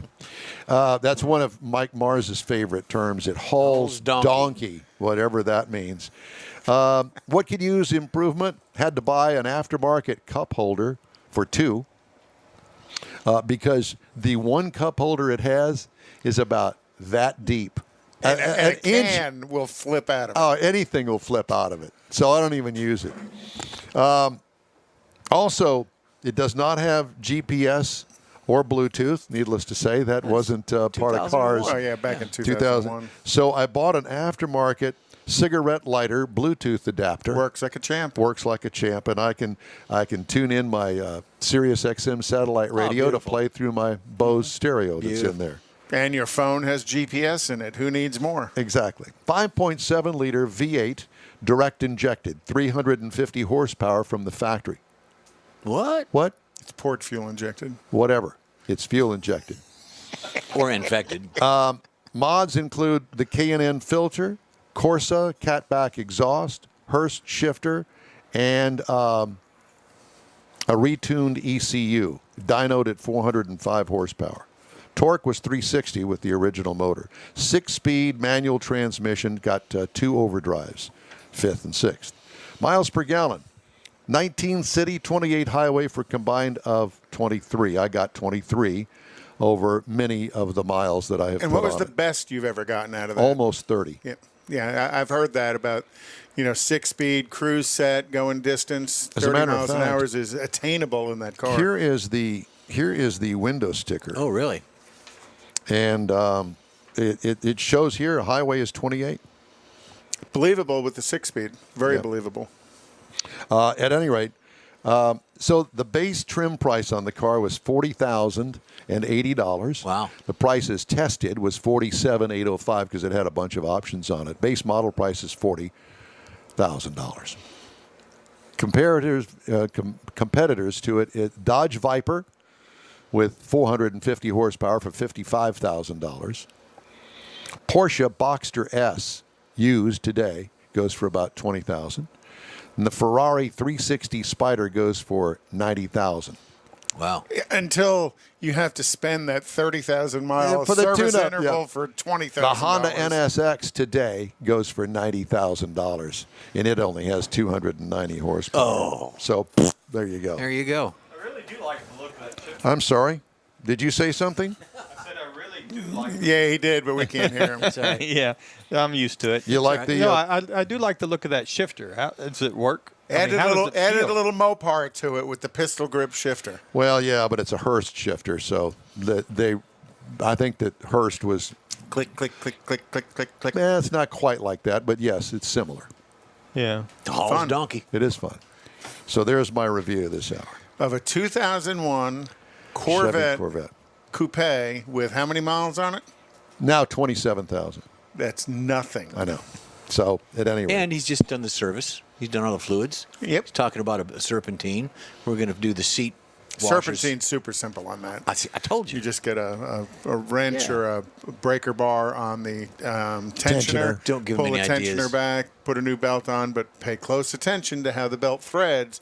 And generally under the hood, there's There's the also a schematic. little schematic of how the belt threads. Take a picture of it. and if there's exactly, if there's a way to screw it up, I'm your I'm man. telling you, take a picture of it. It's too easy. The In Wheel Time Car Show is going to continue here in just a moment. We're running behind, see and that. that's because It's of a bulbous behind. I that- wrote it down. that is. Did you like that? Yeah. You Great. apparently It did doesn't like rhyme, though. that. Pardon? It doesn't rhyme. It doesn't rhyme. With donkey. No, like I like big bulbous behinds. Doesn't sound cool. Queen did a song about Yeah. fat bottom girls. There you go. Who does the big butt one? I got big butts and I cannot lie. Yeah. No, I like big butts and I cannot lie. There you go. It doesn't That's sound a the same when you song. say I like big bulbous Butts. rear ends. It just doesn't. Rear ends. Why can't you say butt? Well, I can, but that's not what you said. You didn't say it had a bulbous butt. You said it was a bulbous rear end. Rear end. But he can't say it hauls. Donkey. Donkey. It hauls donkey. That's right. God. This is a It's family the show. In Wheel Time Car Show. We'll be right back. When you're ready to shop Chevrolet, we know one that should be at the top of your list. Bayway. Locally owned by Houston-born and raised Daryl Wisniewski, Bayway brings a sense of family to your Chevrolet buying experience. When you're in the market for a new or used vehicle, you now have a place to go. General Manager Lincoln Stahl guarantees Bayway will beat any competitor's written price on the new vehicle you choose or pay you $1,000.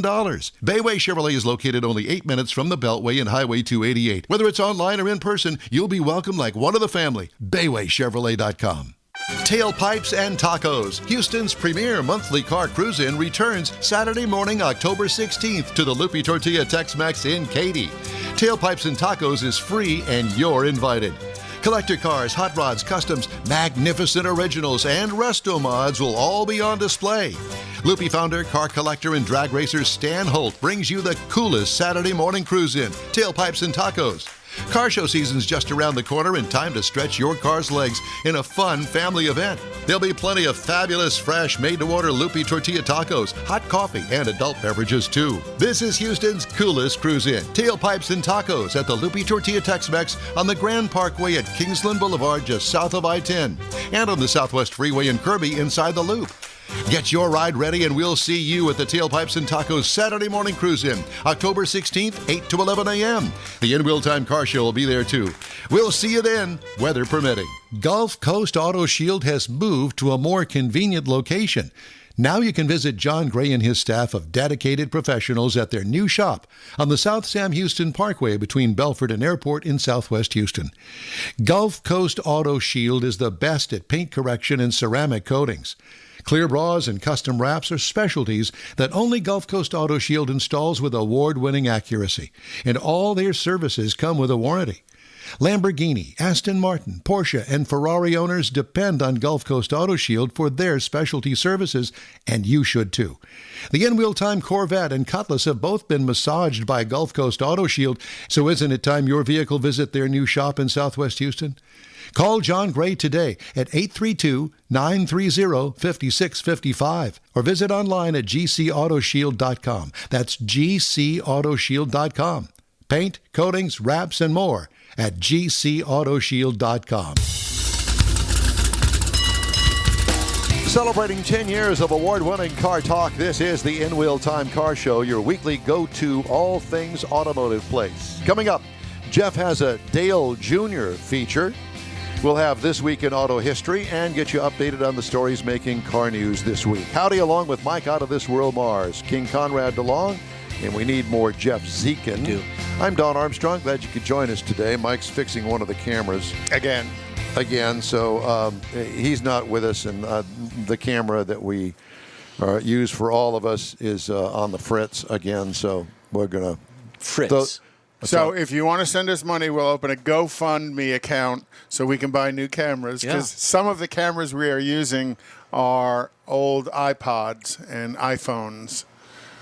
No, they're not. Well, they were at the remotes. Yeah. So. And they seem to work better than these real cameras we have set up. Well, we're not. I just got the evil eye from We're Mars. not young ourselves, so He's taking personal offense at this. don't do Okay, that. so why don't we do the Jeff and Dale Jr. special? I've got it right here. Okay, are you going to read this, or do I need to read this for you, or how do You want to read it? No, I don't. I want you to do it. Okay, but well- but there's no mistakes allowed.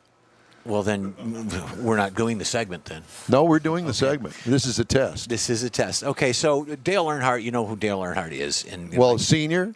This is junior. Got it. Dale Earnhardt Jr. And this article comes to us through Kyle Dalton, who did it on September 25th. And I thought it was a pretty good article for sports celebrities and people getting involved. You got the Kardashians and the makeup, and you got other people doing other things and whatnot.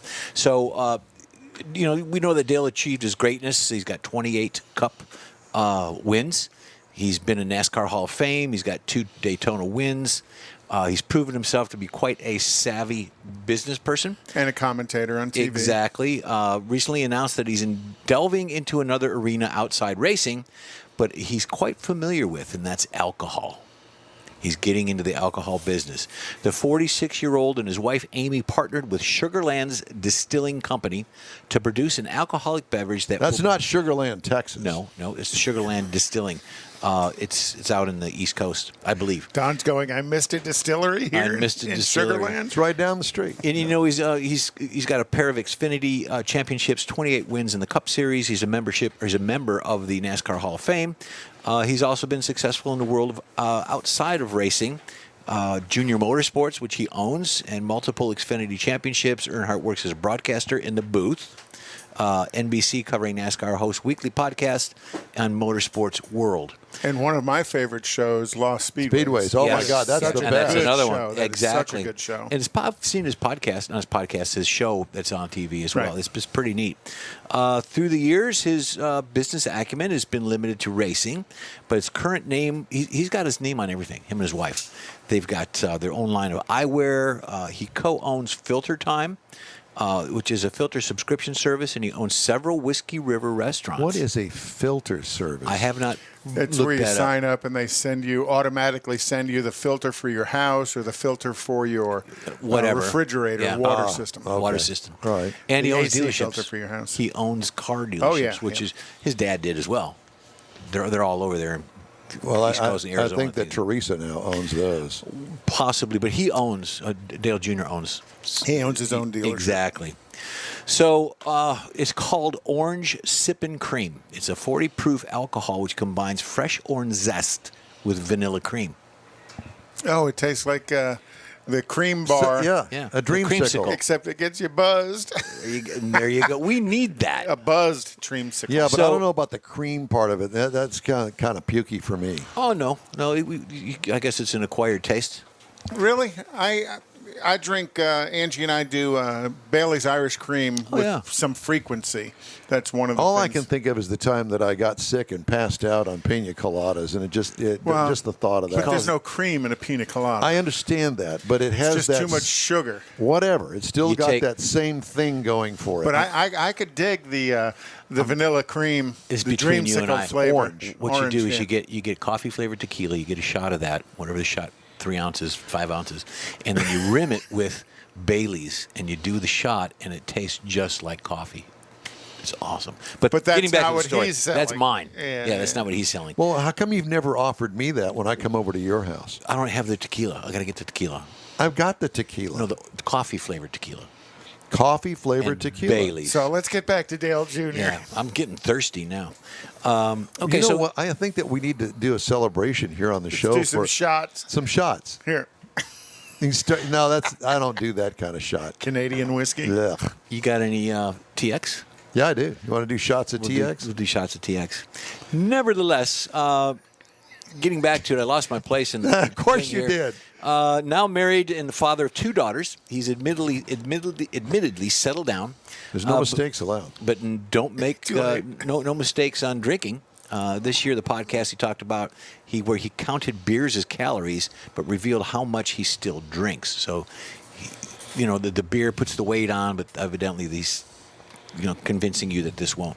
So, it's a fair assumption that Dale and Amy's Electric Orange Sipping Cream is exempt from any calorie counting as well. So they're not. And gonna that's count what it's calories. called, is electric orange sipping cream. Right.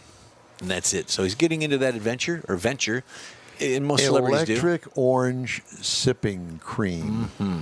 I think that if I were in Bars, the marketing, we need to get an interview. I think that if I were going to get into the marketing aspect of that, I think I'd call it something else. Well, it's what he wants, and that's he's the investor and the primary source of it, and with Sugarland Distilling Company, And I'm it's sure it's delivered in a mason jar. Yeah, how about so that? it He's got looks that like pulled up. moonshine, except it's dark in color and it's not moonshine. creamy.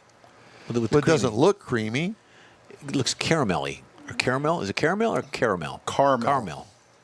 No, there's caramel and then there's caramel. Caramel. That's right. So Caramel to, is so the to filling. enter their website, you have to say, "Are you over 21?" No. Physically, yes. Mentally, no. Electric orange sipping cream. Find it locally. Let's see who sells this locally. Nothing. We need to get Dale Jr. on for an interview. Let him pitch his liquor, and we can laugh and giggle with him. Well, we could do shots while we do that. We would hope he would send us a couple of bottles so we could do shots. Well, a couple And it of is- jars. And it is available here in Houston. Where?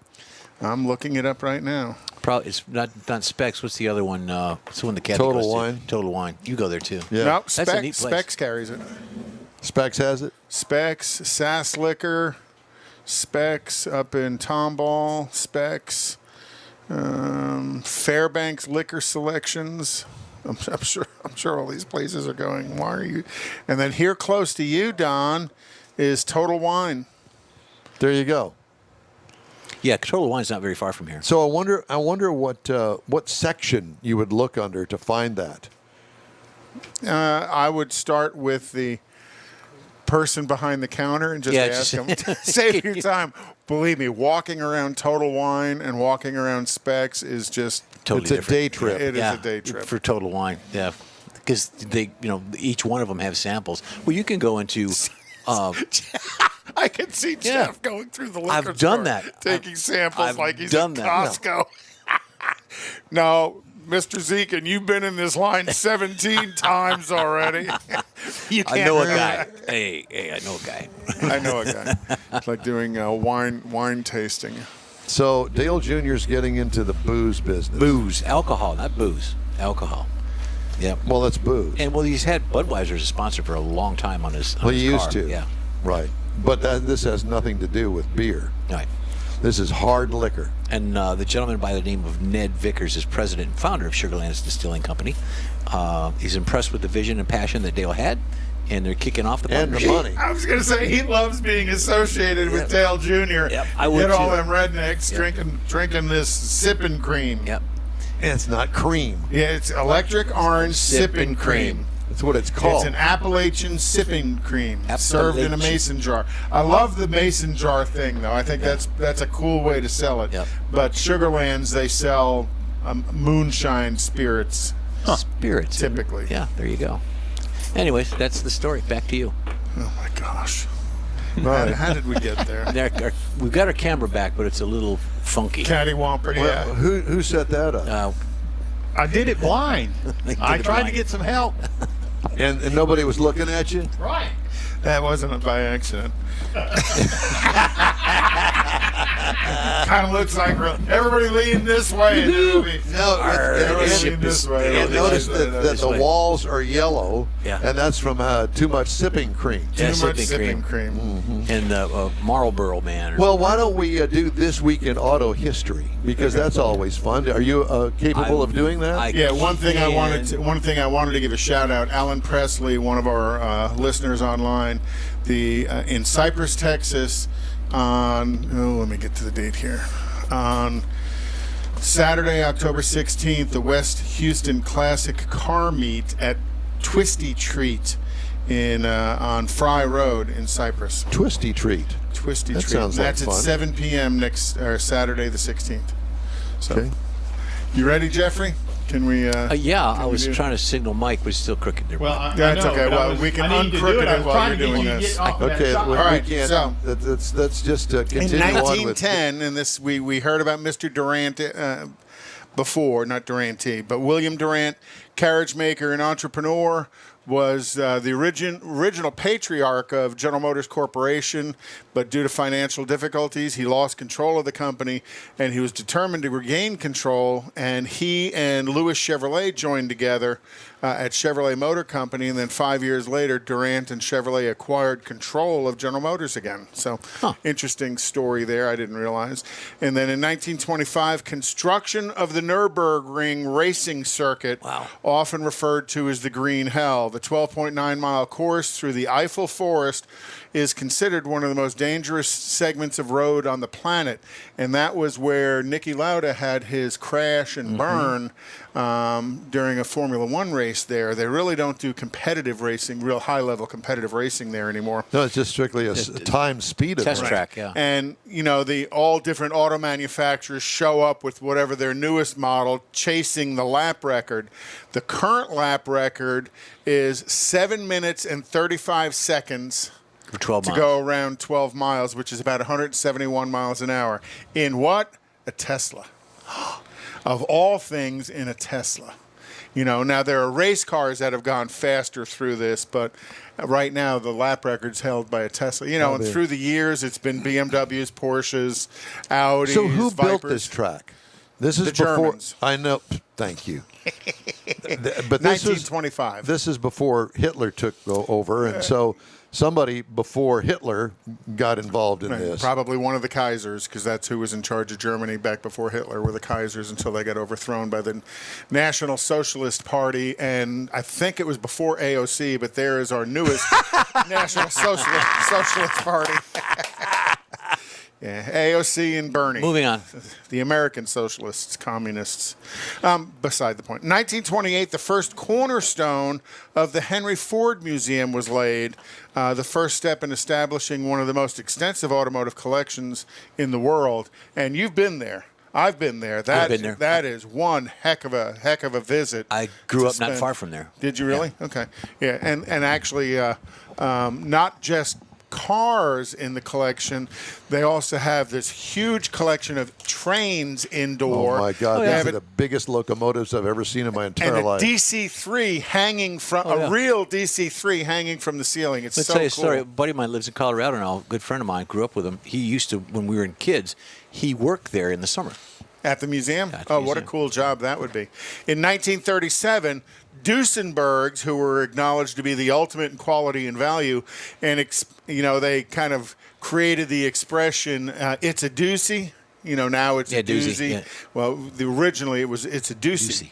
And that symbol of opulence suffered greatly during the hard times of the Depression and was forced to close its doors in 1937. Looks Wow. like a Cruella DeVille car. Oh, Yeah. what a cool car, though. Could, make a resto mod, tub it out, put an LS in it. Smack you upside the head. Continue. In 1955, at 5:45 p.m., 24-year-old actor James Dean was killed on a highway in California just north of Paso Robles when his Porsche was hit by a Ford Tudor sedan at the intersection.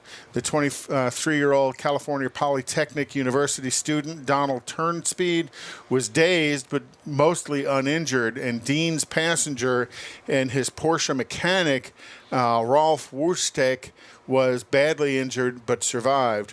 Only when Dean died in that car wreck, the only movie of his that had been released was East of Eden.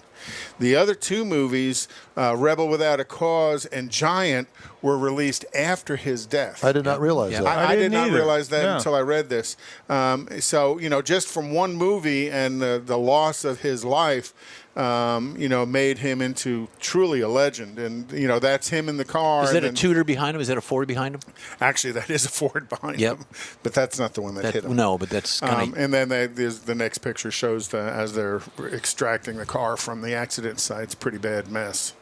And then in 1982, the first episode of Knight Rider aired this week, starring the Hoff, David Hasselhoff as a private eye, Michael Knight. However, the real star of the show was Kit. The talking car was a modified Pontiac Firebird, complete with artificial intelligence and glowing red lights that assisted Michael in his detective work. What did KIT stand for? Oh, gosh. I know. Knight Institute Technology something? I don't know. George, Yeah. George will tell us.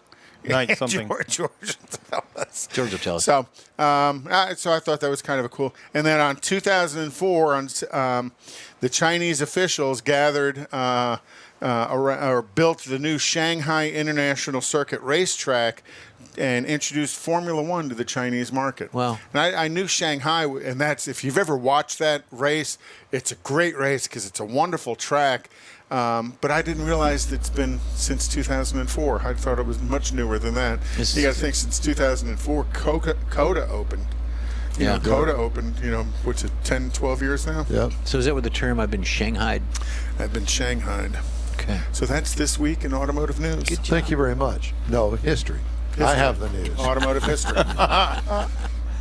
Ford Motor Company is recalling 354,330 crossovers, one set from the 2020 to 2021 model years because their rear view cameras may not correctly display images, and the other from the 2011 to 2013 model years over suspension issues. The global recall of the rear view cameras includes the Explorer, the Lincoln Corsair, and the Lincoln Aviator. And the suspension issues are from Explorers, model years 2011 through 2013. Ford said the vehicles may be equipped with cross-axis ball joint replacement part that may seize up. Yeeks. Yikes. We don't like anything seizing up. No. Because then the suspension stops working. Correct. Honda Motor Company, which will phase out internal combustion products by 2040, has now unveiled plans to reinvent the company in business areas that are truly out of this world. Did you hear the story? I read this. Under a roadmap unveiled Thursday, the automaker said it will branch into electric air mobility vehicles, Talk about range anxiety. avatar robots, and even reusable rockets to launch satellites into space.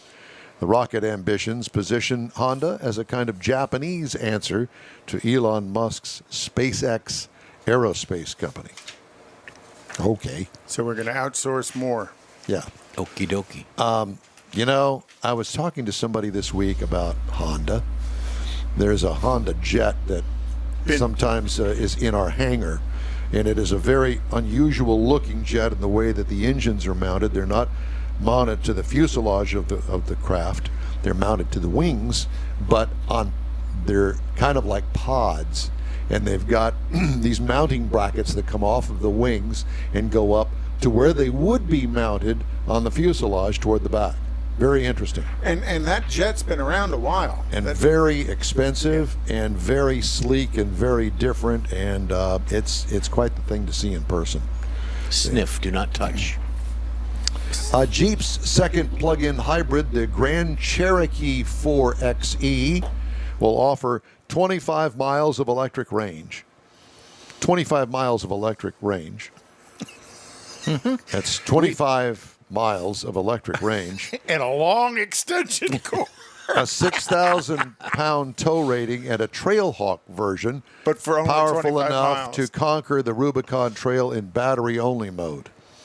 Okay. 25 miles. The 2022 Grand Cherokee 4xe is scheduled to reach North American dealerships in early 2022, following the arrival this fall of the redesigned two-row Grand Cherokee, a cornerstone of Jeep's lineup since the 90s. The fifth-gen SUV gains 5.5 cubic feet of interior space, active driving assist technology, a new high-definition rear seat entertainment system. Pricing has not been disclosed yet. The 4xe, available in 5 trims, uses 2 electric motors, a 400-volt battery pack, and a 2.0-liter turbocharged 4-cylinder engine to deliver 375 total horsepower. All high-voltage electronics are sealed and waterproof, allowing the vehicle to ford up to 2 feet of water. Okay. Nice. Well, and it's not surprising that four-wheel drive and the EV platform tend to go together. Did you read the Rivian story? So Rivian is releasing their R1T, and it's powered by 4 electric motors that are inbound at each wheel that combine for a total of 835 horsepower and 908 foot-pounds of torque. With the electric motor that makes peak torque at 0 RPM, each wheel independently drives each motor independently drives each of the 4 wheels, which really negates the need for a 4-wheel drive system. So no transfer case, no transmission and stuff. It's all in the and it control allows module. right, and it allows each wheel to put the power necessary to move through. They say it's going to be quite the off-roadable vehicle. I just rock climbing happened to thing. catch yesterday that it's going public. Rivian is going public, and apparently there's some big thing that's going to happen on Wall Street when it does. I'm not exactly sure. I didn't see the whole story, but it's something to look online and get the whole story about it. But they're making a very big deal out of it, and I guess this is going to be a major player. You know, I'm a little bit leery about these sorts of things because of John DeLorean mainly. You know, and people putting billions of dollars into this company to get it going and to give it a goose. Yeah. If you're going to buy the IPO, sell early. Yeah, I mean, Take your to gains me, and get out. I think about the internet bubble that came up. You know, Exactly. a lot of people made a lot of money, but there was a whole lot more people lost money Because they got in late. Well, they got in late or they stayed in too long. And did you hear GMC Yukon's 2022 version is going to have a buckle up to drive safety feature? The vehicle will not start unless your seatbelt is buckled. Oh, that's good. Which isn't new, but it's new in the Yukon. Well, I think that it should be in all cars, actually. Or you can't shift it out of drive, excuse me. Time now for a quick break. We'll be right back here on the In Wheel Time Car Show. Houstonian-owned Bayway Chrysler Dodge Jeep Ram has the most sought-after models in the Houston area today. When you're in the market for a new or used vehicle, you now have a place to go. General Manager Lincoln Stahl guarantees Bayway will beat any competitor's written price on the new vehicle you choose or pay you $1,000. Bayway Chrysler Dodge Jeep Ram is easy to get to on Highway 225 near Beltway 8 in Pasadena. Whether it's online or in person, you're welcome like one of the family. Bayway Chrysler Dodge Jeep Ram.com. Tailpipes and Tacos, Houston's premier monthly car cruise-in, returns Saturday morning, October 16th to the Lupi Tortilla Tex-Mex in Katy. Tailpipes and Tacos is free and you're invited. Collector cars, hot rods, customs, magnificent originals, and resto mods will all be on display. Lupi founder, car collector, and drag racer Stan Holt brings you the coolest Saturday morning cruise-in, Tailpipes and Tacos. Car show season's just around the corner and time to stretch your car's legs in a fun family event. There'll be plenty of fabulous, fresh, made-to-order Lupi Tortilla Tacos, hot coffee, and adult beverages, too. This is Houston's coolest cruise-in, Tailpipes and Tacos at the Lupi Tortilla Tex-Mex on the Grand Parkway at Kingsland Boulevard just south of I-10, and on the Southwest Freeway in Kirby inside the Loop. Get your ride ready and we'll see you at the Tailpipes and Tacos Saturday morning cruise-in, October 16th, 8 to 11 a.m. The In Wheel Time Car Show will be there too. We'll see you then, weather permitting. Gulf Coast Auto Shield has moved to a more convenient location. Now you can visit John Gray and his staff of dedicated professionals at their new shop on the South Sam Houston Parkway between Belford and Airport in Southwest Houston. Gulf Coast Auto Shield is the best at paint correction and ceramic coatings. Clear bras and custom wraps are specialties that only Gulf Coast Auto Shield installs with award-winning accuracy, and all their services come with a warranty. Lamborghini, Aston Martin, Porsche, and Ferrari owners depend on Gulf Coast Auto Shield for their specialty services, and you should too.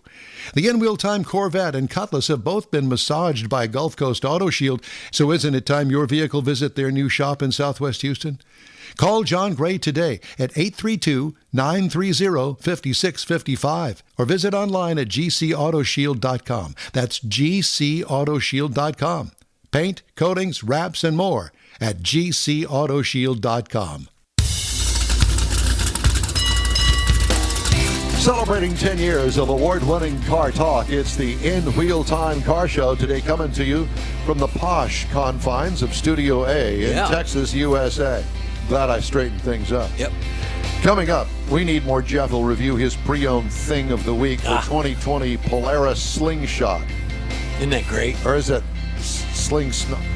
No, I'm sorry. We'll discuss We it. got the racing calendar. We've also got the stories making automotive news headlines this week. That and more just ahead on today's In Wheel Time Car Show. Howdy. Along with Mike Out of This World Mars, King Conrad DeLong, we need more Jeff Zekin. I'm Don Armstrong. Glad you could join us on this Saturday. Thanks for being with us today. This segment of In Wheel Time is sponsored by Garages of Texas, luxury garage suites. Put a roof over your ride. Another one of our Facebook friends did give us what KITT stands for. There you go. Liz Snowden said it's Knight Industries 2000. Oh, very good. Knight Industries 2000. Kit. Well, I had the first part of it, at least. I had the kit part. Yep. We all had that. And speaking of wonderful cars, award-winning wonderful cars, Oh, we my. have our SEMA friend, Randy Borcherding. He's on the move. He's who's, on the move. moving, Yeah, moving through the shop. Wow. Moving quick. Out at Paint House. Did we catch you at a bad time or something? What's up? He's running to the restroom. We're in the middle of moving my mom from independent living to assisted living, and it's just a busy weekend. Well, you're the one that agreed to do this interview. Hey, man, we all have to do our pro bono work. That's right. Pro bono. And he hates to see me beg. How in the heck are you, man? We haven't talked to you in 6 months at least. I know. I'm good. We're fine. The shop's busy, and really, considering the state of the world, I have nothing to complain about. So why waste your ears? Good for you. Is Jen still is Jen still married to you? I'll have to ask her. I'm not sure. Well, we don't see each other. We just occasionally meet somewhere. I see Meet for it. lunch or something, yeah. I got it. So what do we want to talk about today? Let's talk about what you got in the shop, what you're working on.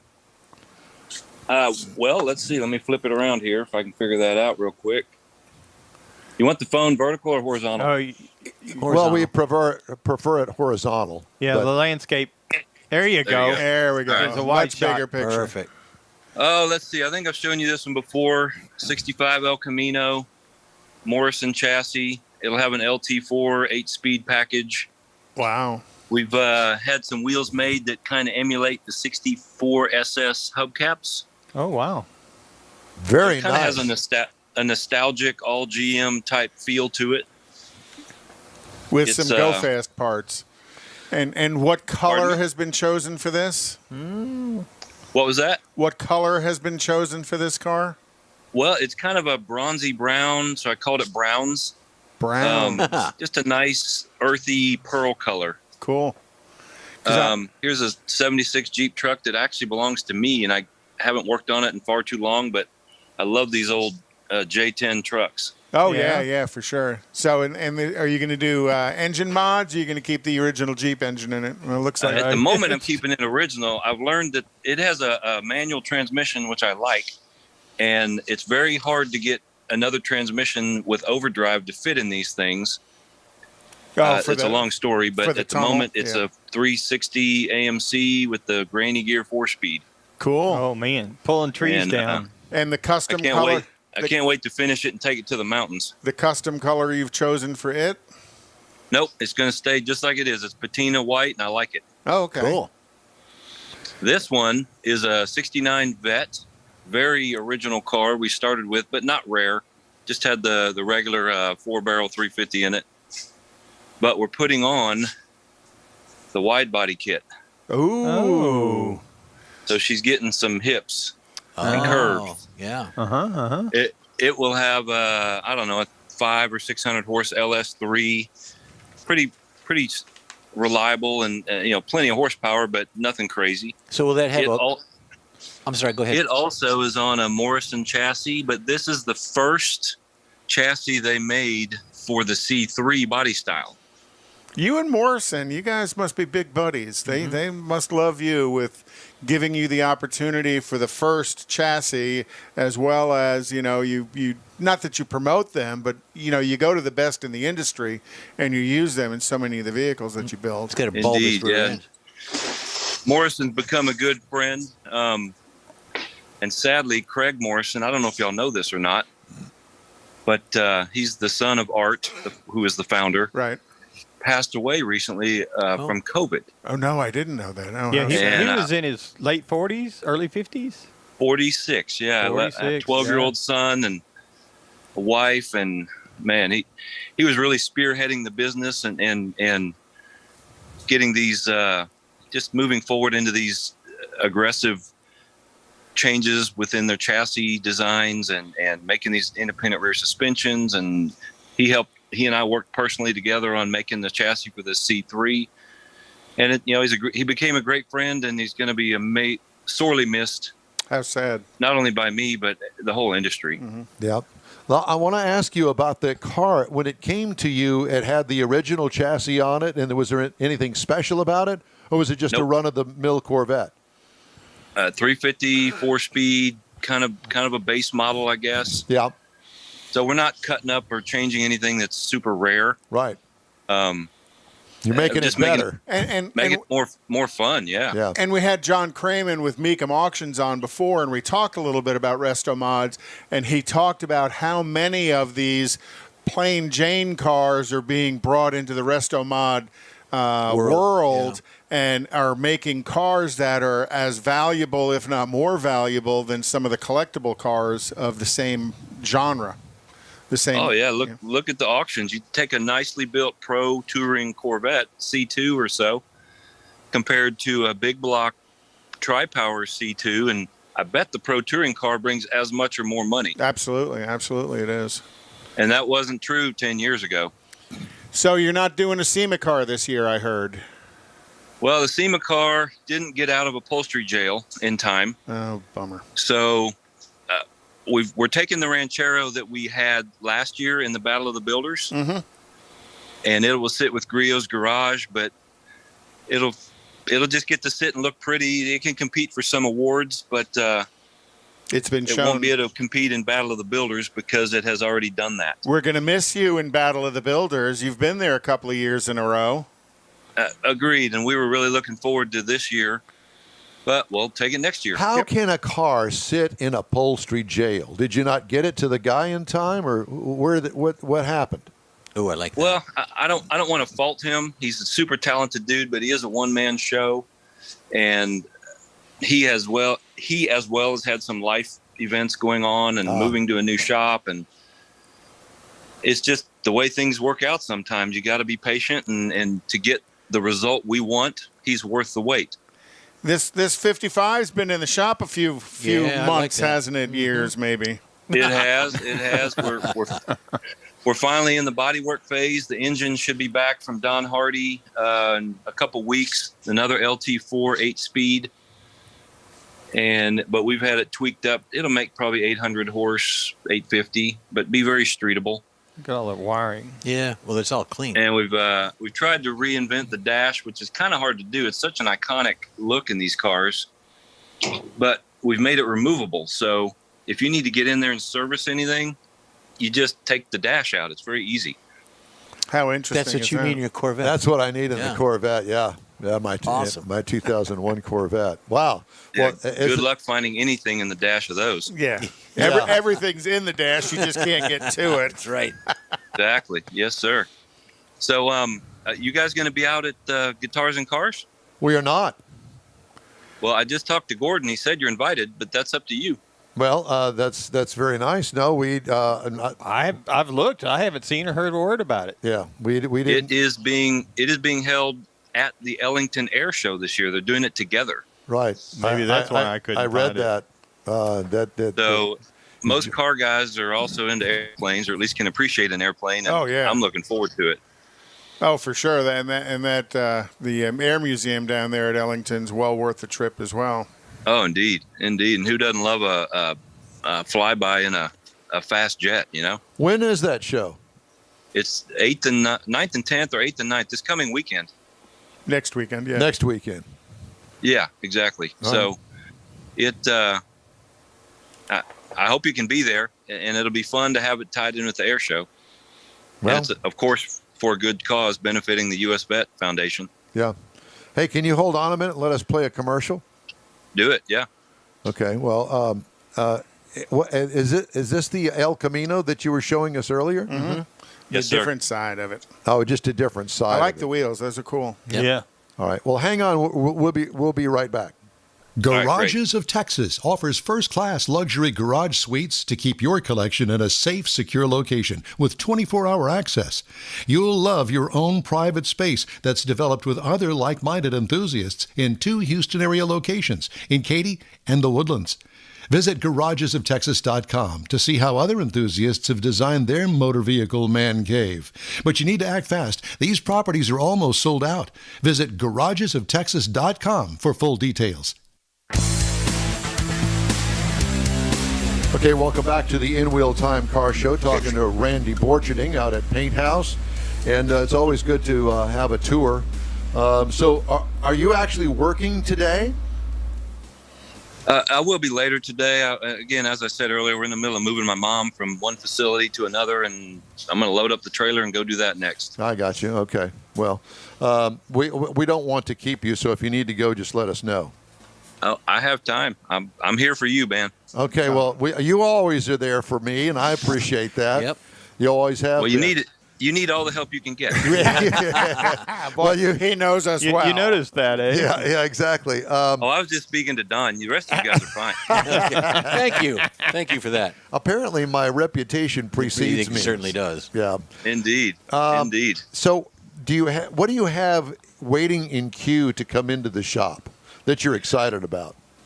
All of it. Well, the one I'm excited about is finishing the one that's still at the upholstery shop.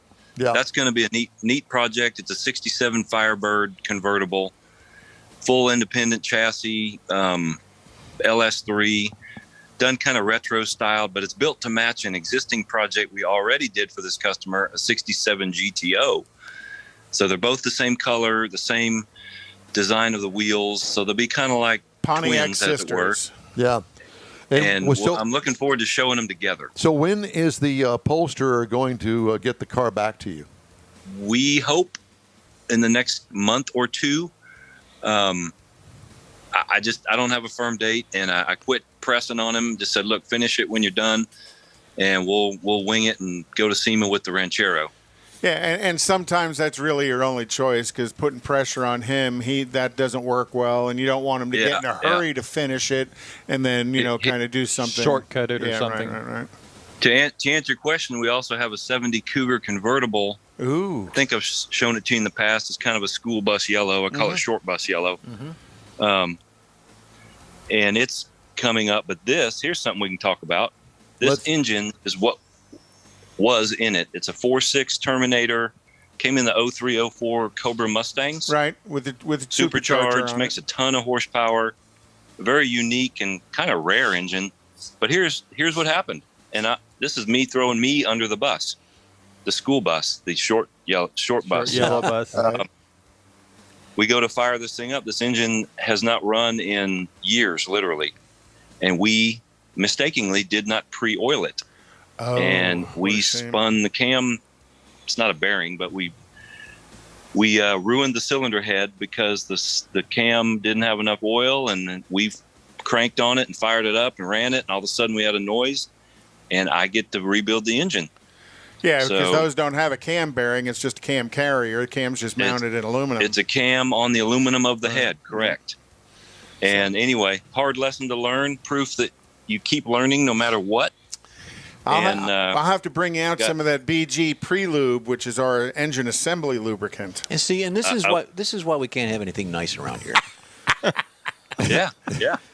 So your plan is to refresh this engine and bring it back into the Cougar.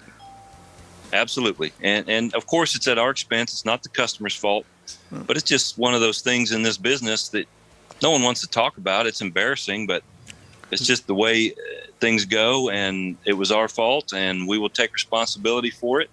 Admit it and move on. Yeah. Well, get it to the finish line. And that's always what shows the quality of a company is not what you do when things go well, it's what you do when something goes wrong. Exactly. And how you step up to take responsibility how you recover from it. And make sure you do what's right for the customer. Someone once told me long ago, the definition of character is doing the right thing when nobody's looking. Right. That's right. And we do that here all the time.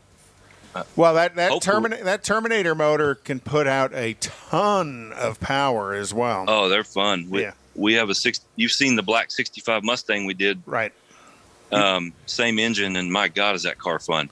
Yeah, I think you actually brought that to Guitars and Cars a few years back. Yeah, a few years back. Yes, sir. So that one, anyway, life lesson. There you go. School of Hard Knocks. How about the Studebaker pickup truck? Is the guy that Hudson. owns it? Is it still in his possession? The Hudson. I'm sorry. Yeah. The Hudson. Hudson. Yeah. In fact, it's here. We're doing a little maintenance on it. I can walk you over to it, but I go to another building, and I don't know if the signal will drop. No, that's okay. That's okay. We remember the truck. So it's there for maintenance. What do you mean maintenance? Oil change, just check on things. Polish the paint, just basic stuff, nothing crazy. Okay.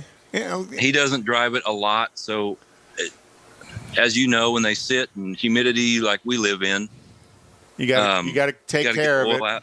Get the oil out and run it a little while, drive it a little bit, warm it up, that kind of stuff. Okay. Well, that's cool. Here's my messy office. Yeah, well, your messy office has got some pretty cool drawings in it. Yeah. So here we go. Here we got the El Camino. There's the color. It's kind of a bronze brownish tone. Yeah, but it's not dark. Yeah. No. It's kind of a medium tone. And there's the Hudson. Now, do you do your own renderings? I do not. Most of these are Eric Rockmeyer, who's a super talented guy, been around a long time. And a couple of them, including the El Camino and the 55, are a fellow named Tavis Highlander. I can't draw like that, and these guys make it so much easier to build these cars. So how do you get the paint that you have mixed? How do you get them to render that drawing in the color that you have envisioned for the car? Usually I send them a sample, a painted sample. I see. Okay. Yeah, but then they can manipulate their computer to make it look as accurate as possible. Okay, well, I got that. That makes sense. But how about like things like the wheels and some of the other things you've got going on here that, I mean, that's, to me, isn't that your imagination, your concept? Many times it is. This El Camino wheel that's styled after the hubcaps was our idea. And you go to the artist and say, hey, describe what you want. He draws it up till it looks the way you want it to look.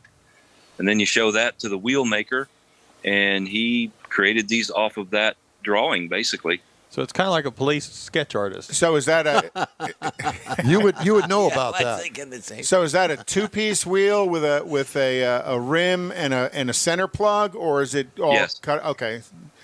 Well, that's These pretty are cool. 2-piece. That way we can take them apart, do any paint work on the centers, put them back together, and they're easy to deal with that way. And what wheel manufacturer is that? These are made by, he's a local guy. It's H.E. Forged. And he owns Hallebrand, but he lives down in Clear Lake. And good guy, hot rodder, been around forever. And he makes us these custom wheels when we need them. Well, it's beautiful. There's no doubt about it. Thank you. Well, Randy, it's Fellas. great to talk to you and get the tour Yeah. and get caught up with you. And I guess as soon as we know something about guitars and cars, I guess we'll either be there or not. Well, I'll tell Gordon that you guys haven't been invited or don't know the data, and get someone calling you. Yeah.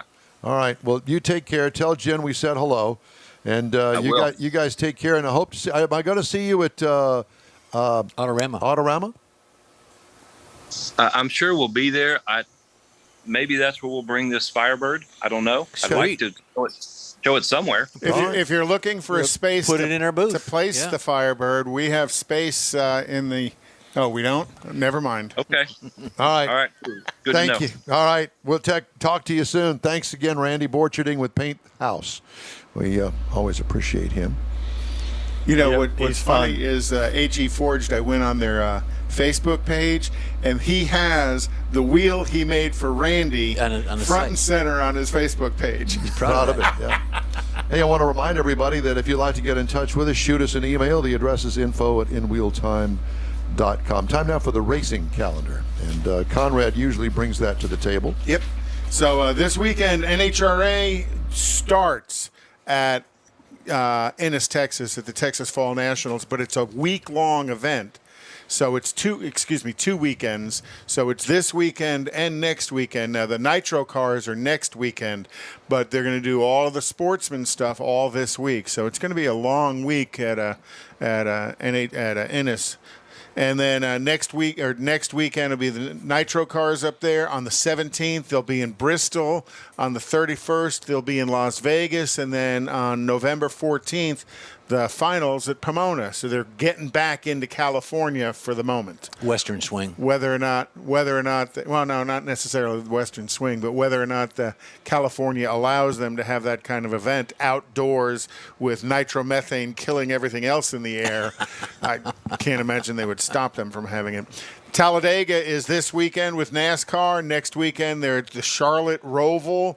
And then on the 17th, they're going to be at Texas. And then October 24th, Kansas. October 31st at Martinsville. Formula One next weekend is the Turkish Grand Prix. And then on October 24th, the United States Grand Prix at Circuit of the Americas. IMSA will be at Virginia International Raceway next weekend, and then their final event will be at Road Atlanta on November 13th. Indy cars are finished for the season. Yeah. And then, the other big, here local stuff that's going on, the Texas Mile is October 29th through the 31st at Chase Field in Beeville, Texas. And they will be chasing again, trying to extend that 300-mile standing mile record that they set with the Ford GT last year. Beautiful downtown Beeville. Beautiful downtown Beeville. That's right. Well, it's actually out at I think this is an old Air Force or an old Navy base. Mm-hmm. So that is racing, the racing calendar. All right. Well, thank you very much, sir. Time now for this hour's car review. Jeff always has a pre-owned car of the week, and it's not that this time. No, it's not that It's this a time. pre-owned thing of the week, the 2020 Polaris Slingshot. Well, There's that shot Call it what you will, and the reason I'm He doing did. this is because Don will make a suggestion. We'll be out somewhere, or someone will make a suggestion. Hey, you ought to do this, or you should do that. Well, these things have been saturating Houston area, and some of the events we go to, you'll see a lot of these. But the Polaris, for what it's worth, it exists, and some think it's a pointless endeavor. Why do you climb a mountain? Because it was there. Why do you go for 2? Because I couldn't go for 3. Just on and on for excuses to make this thing. So there's no real trunk space. It's weather resistant. It's got storage bins behind each seat that's probably large enough to hold a helmet, and that's about it. It's got a glove box. There's no, it's got weather protection. There's no climate control or anything. You do have a roof. There's a roof available in any one of these models. It's got an audio and a navigation system, cruise control. Buyers aren't going to be choosy to park it in their garages, but it's for practicality. For whatever reason, the owners do think it. We may think something different. The practicality is not there for me. But it's a 3-wheeler, 2 Right. wheels in front, 1 wheel in back. Correct. And, Dumb. and I drove one. Have you? And, Yeah, and- you would need to drive that. And Yeah, I I hope drove that one. there are pictures of that so And- I can hold them up and show everybody. go. Yeah. So what'd you think, Mike? I think You for an think old it guy out. like me Spit that it doesn't out. want to have to deal with road rash, it's pretty cool because Well- the wheels spin the tires, but you can also drive it, and you can get a lot of people's attention when you don't want You it. certainly Why? can. I just don't understand it. But Well, please continue. Sure. The Polaris calls it an auto cycle. It's a subtle reminder of the slingshot tripod shape. It's really bumpy, as they say. I don't know if you experienced that, Mike. The road, you get the bumps skip the front end because you got the 2 wheels in the front and the steering wheels, but you feel it in the rear end. You feel it in the seat. All the bumps in the back. The backside bumps is what they call it. Yeah. So Is it a bulbous backside? it Doesn't have that. Not the bulbous front side. Can you imagine? Oh, there's some debris in the road. Okay, well, your car would straddle it. Not this. No, because you got a Wheel. you got a Wheel wheel right right down in the the center. middle. Well, you're looking at the old powerhouse there, and it's Well, power for the Slingshot R, and this is an R because there's different models of a different variation. Whatever. Slingshot R comes out to be a 2-liter 4-cylinder engine, spits out 203 horsepower at 8250 on the RPM. That's a lot in a lightweight. Right. It's 144 foot-pounds of torque at 6,500. Less powerful version is that 178 horsepower, 120 foot-pounds. And who builds the motor? Well, we're getting to that. It's a ProStar engine. It's designed by Polaris, and it Don't rush replaces the 2.4 liter. It was sourced from General Motors and used in the Slingshot up until 2019, and then they changed over. The new 2020 is an auto drive transmission, which is basically a manual gearbox with electronic sensors, servos, shift gearbox. 5 ratios are automatically adjusted. This transmission comes standard in the SL model, while the R model can be optioned with either a traditional 5-speed manual or an automated version. And not surprising, 80% of the people pick the automatic. I want to know how much the damn thing costs. Well, we're getting there on this page right here, sir. And while the 2020 Slingshot goes for $26,499 starting price, with especially the $30,999 asking price of the R, which was shown here, it strikes up quite a bit of money for a fancy plaything. We'll go there. He's already moved on. Yeah, fancy plaything, but don't cast judgment on it because people do buy them. I mean, it's fun. They There, do. there Cast are judgment a on lot, it. there And are I a will- lot of them out there. Yeah, There are. and one of They the don't- reasons is in the state of Texas, you don't have to have a motorcycle license Well, to and drive that's it. just it. You have to go to your local municipality, whether you need a motorcycle or a car license, and recommended you use a helmet. Now, I've been on the road, these gigs we play in Galveston back and forth, people will be there, and they're just nuts. They're riding on the shoulder, passing cars, zigzagging. It's a 2-seater, but they may have 3 people in it. So But it's dangerous. wide. It's not motorcycle It's width. bulbous. It's car width. Bulbous. In the front. Bulbous in the That front. should be the word of the day. It It is the word of the day now. We just made it Dingus. that. Ding, ding, ding. Hey, the In Wheel Time Car Show streams on Facebook, YouTube, Twitch, and InWheelTime.com. Podcasts are available on your favorite podcast channel. The In Wheel Time Car Show will continue right after these brief messages. Winning the highest sales satisfaction award among all luxury brands from J.D. Power in 2020 tells you everything you need to know about your Lincoln purchase from Bayway. Bayway Lincoln is where a premium buying experience is a priority, and you're invited to feel it yourself. This Houstonian-owned premier dealership is managed by Lincoln Stahl, a seasoned member of the Bayway family. If it's online, in person, or in your own driveway, Bayway gets you to the luxury level you deserve. Bayway Lincoln is on the Gulf Freeway at Fuquay, just inside Beltway 8. Visit BaywayLincoln.com today. Tailpipes and Tacos, Houston's premier monthly car cruise-in, returns Saturday morning, October 16th to the Lupi Tortilla Tex-Mex in Katy. Tailpipes and Tacos is free and you're invited. Collector cars, hot rods, customs, magnificent originals, and resto mods will all be on display. Lupi founder, car collector, and drag racer Stan Holt brings you the coolest Saturday morning cruise-in, Tailpipes and Tacos. Car show season's just around the corner and time to stretch your car's legs in a fun family event. There'll be plenty of fabulous, fresh, made-to-order Lupi tortilla tacos, hot coffee, and adult beverages, too. This is Houston's coolest cruise-in, Tailpipes and Tacos at the Lupi Tortilla Tex-Mex on the Grand Parkway at Kingsland Boulevard, just south of I-10, and on the Southwest Freeway in Kirby inside the Loop. Get your ride ready and we'll see you at the Tailpipes and Tacos Saturday morning cruise-in, October 16th, 8 to 11 a.m. The In Wheel Time Car Show will be there too. We'll see you then, weather permitting. Gulf Coast Auto Shield has moved to a more convenient location. Now you can visit John Gray and his staff of dedicated professionals at their new shop on the South Sam Houston Parkway between Belford and Airport in Southwest Houston. Gulf Coast Auto Shield is the best at paint correction and ceramic coatings. Clear bras and custom wraps are specialties that only Gulf Coast Auto Shield installs with award-winning accuracy, and all their services come with a warranty. Lamborghini, Aston Martin, Porsche, and Ferrari owners depend on Gulf Coast Auto Shield for their specialty services, and you should too. The In-Wheel Time Corvette and Cutlass have both been massaged by Gulf Coast Auto Shield, so isn't it time your vehicle visit their new shop in Southwest Houston? Call John Gray today at 832-930-5655 or visit online at gcautoshield.com. That's gcautoshield.com. Paint, coatings, wraps, and more at gcautoshield.com. Celebrating 10 years of award-winning car talk, it's the In-Wheel Time Car Show. Just ahead, we talk with the Big Cheese at the Space City Corvette Club. We got the car clinic. We got this week's automotive news headlines. Howdy, along with Jeff Zekin, Conrad DeLong, and Don Armstrong. That's not right. That's old Mike Mars That's over not there. right. I know. Hey, oh, Mike Mars. Yeah, we have not as old as he is. Mike though. was telling us stories earlier that just amazed me. They amazed me. Amazed he I could was remember amazed. them. There is that. Oh, my gosh. Thank you for the stories, Mike. They were Yeah. great. So, we are going to talk car And clubs. Becky, is that really true? Oh, Now you're trying to start something. yeah, he It's is. too late. She's not listening anyway. She doesn't care. I haven't seen her online yet. No, she's not there. She's trying to ignore him like she has for the past, 40 years? She's out shopping. She's out at the mall. No, she's not.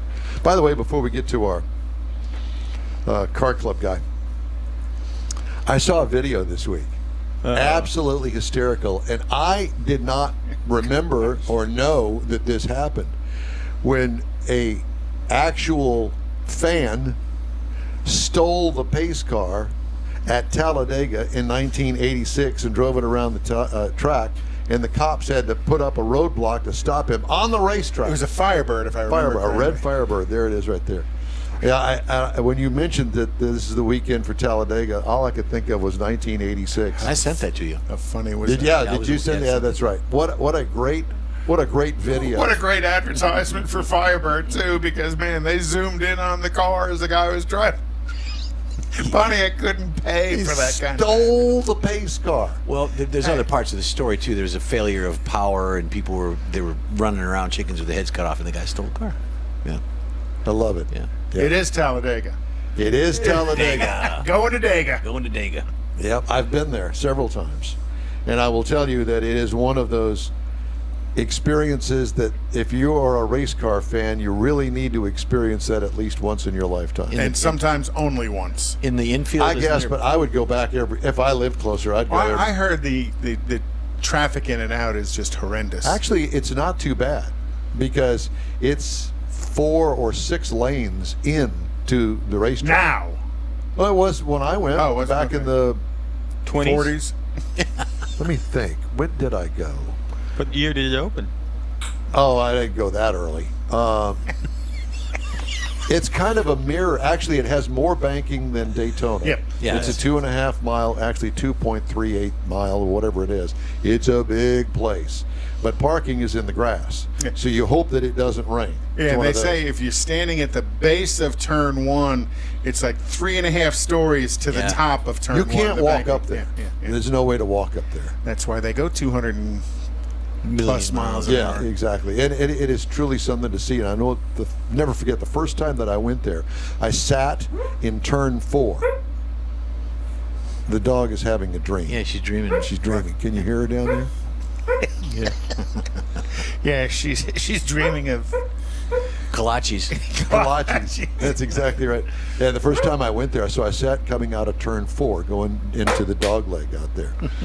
And it was truly amazing because the cars, before they went with the carburetor restriction plates, they were going well over 200 miles an hour going I past think you. And Elliott when you went sit 212 or something. when you sit that close to a racetrack and you can see the cars coming around, going around the corner, coming at you, but when they get to a certain point, they're going so fast, your eyes cannot keep up with it and keep it all in focus. They're going that fast. And it was an experience that I've never experienced since, but it's only there, and you have to sit kind of close.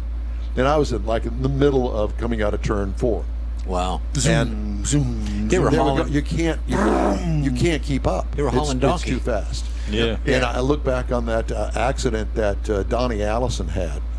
Oh gosh, that was Bobby Allison had. 88, 89. Yes. He was driving that Miller Life. Right. And he was going close to 200 miles an hour, and the car went airborne and into that fence. And I cannot even imagine being there to see that happen because 200 miles an hour upside down into the fence. Wasn't it after that they put restrictor plates on? Correct. Because Elliott went 212.8 in 1987.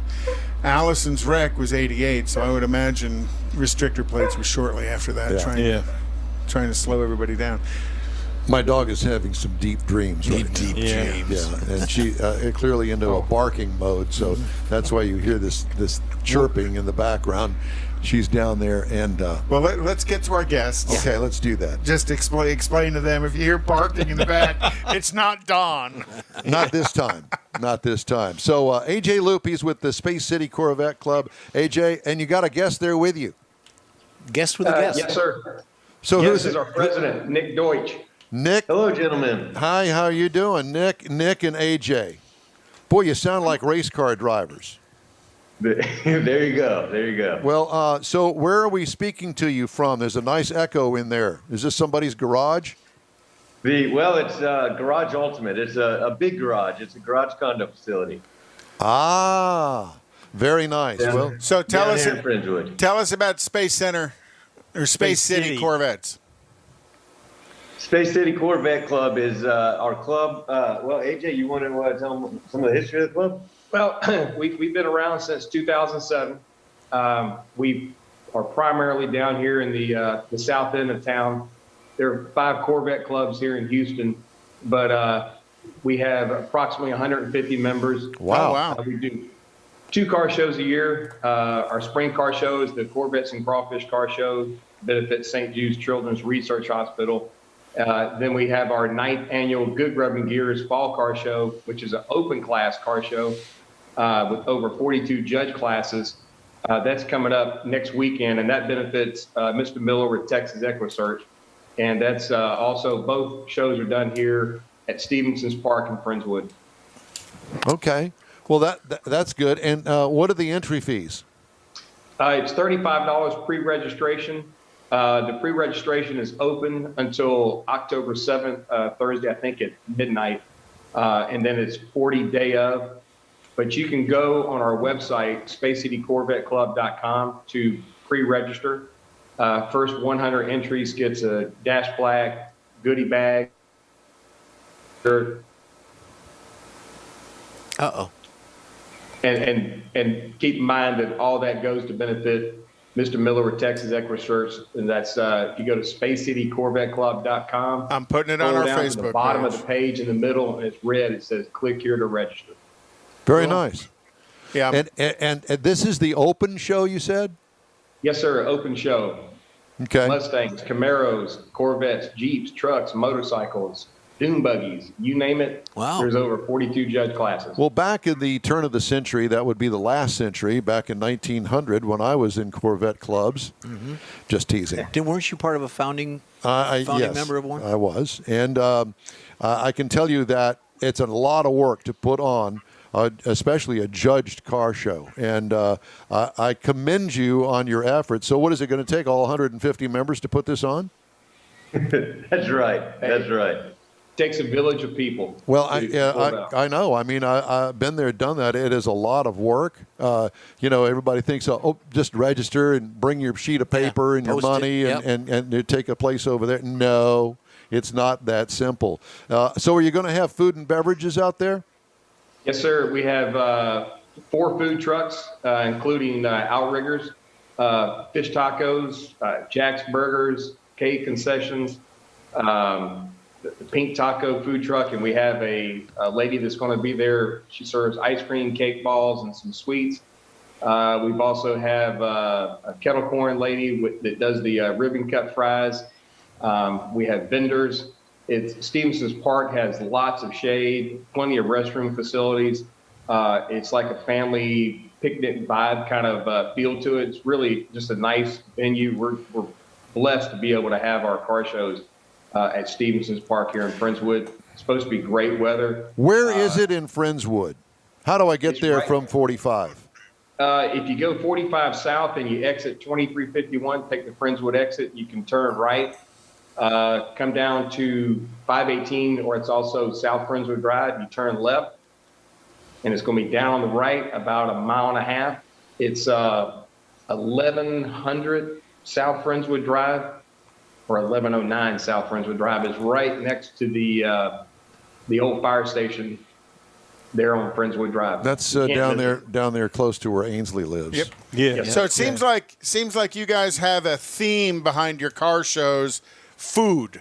Whether it's good grub or crawfish, you guys like that association I like of that. I like that in a eating car and show. showing a car. Why not? Yeah, we've run We do across. like that. We think it's a good pairing. Yeah, we've run across the Pink Taco truck before. Awesome food. Yeah. I have to tell you that when is the show? Next weekend. It's this coming weekend. It's a week from today, October 9th. Show starts at 8:30, ends at 3. Awards are at 3. So, okay. So is the 9th, is that Sunday? No. Saturday. Yeah, Saturday. I've posted your registration page on our Facebook page.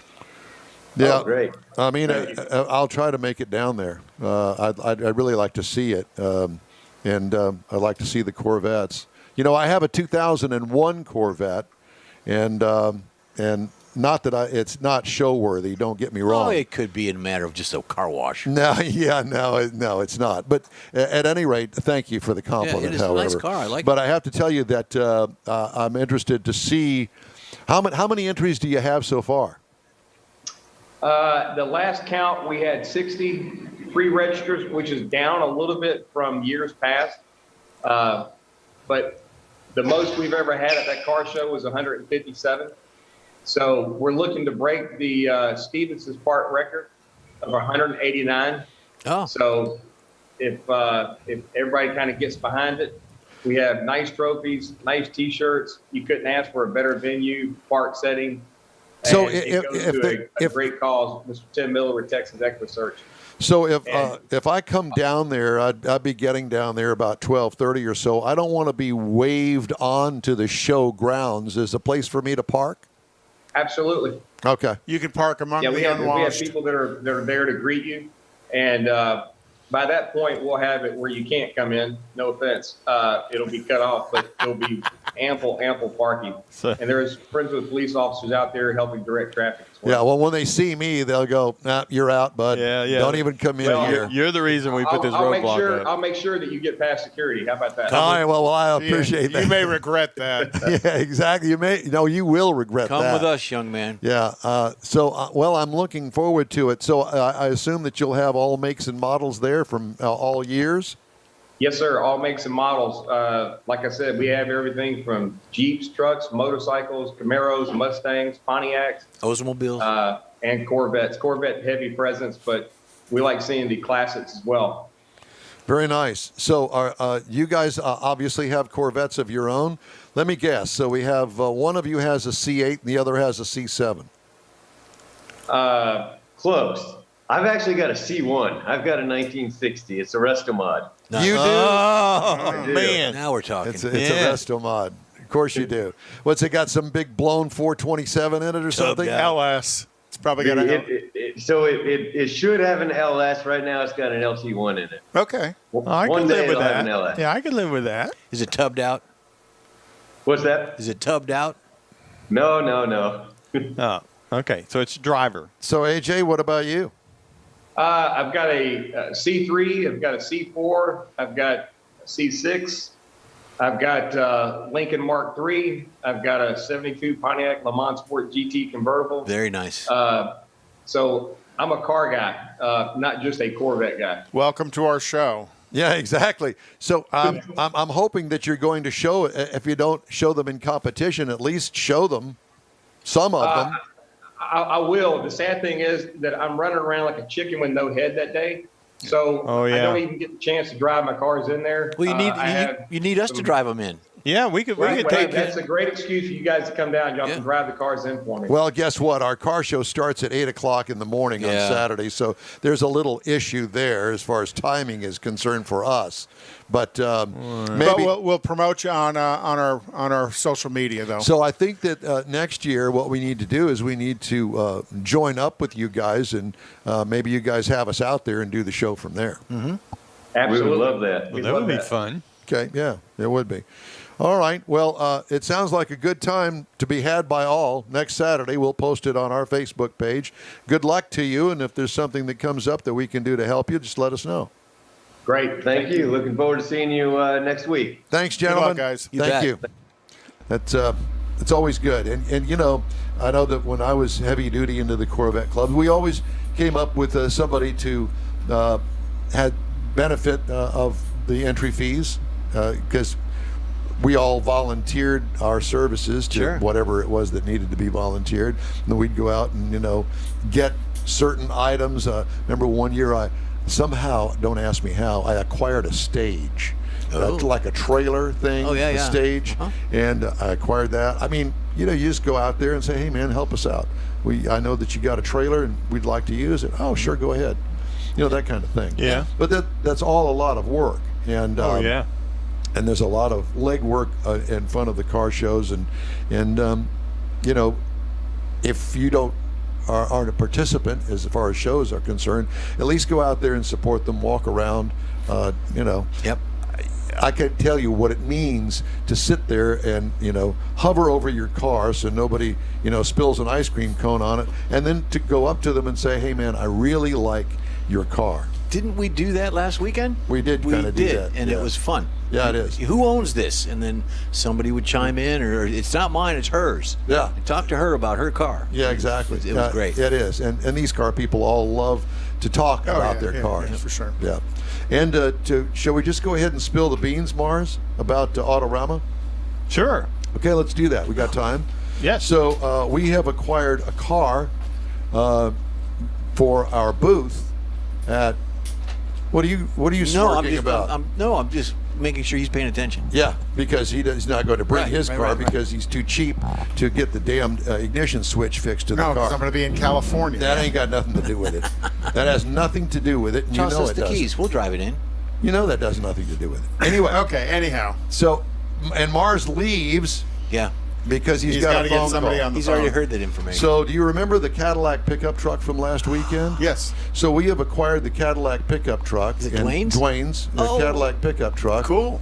With the North Star engine in it. And the wild orange, yellow, pearl paint job. Yep. Dude, I don't know what it is about that thing, and I'm not a huge pickup truck Caught your fan. fancy. Oh, I would do that thing in a New York minute. I mean, I could see me in that. Well, the thing I really think is cool about it is the North Star engine in it. 'cause I do too. That's not the typical engine swap. You know, that truck came with, I'm going to assume, a LT motor, maybe an LS motor. I don't know. No LS. It was too what early year for truck that. it was. 2000 maybe. Yeah. I can't remember exactly But what it is. to put the North Star in it, and then to put the covers on it, that kind of makes it look Hemi-ish. You know, really very, very well done. I think so too. Yep. And Dwayne is such a nice guy and just seemed like a perfect fit. And I have to tell you that it took a little work for us to track him down because, you know, you would think that You had with to go all, through Woody. well, we had to go through Woody, but if somehow or some way, Woody did not have the information that we really needed to be able to get to Dwayne.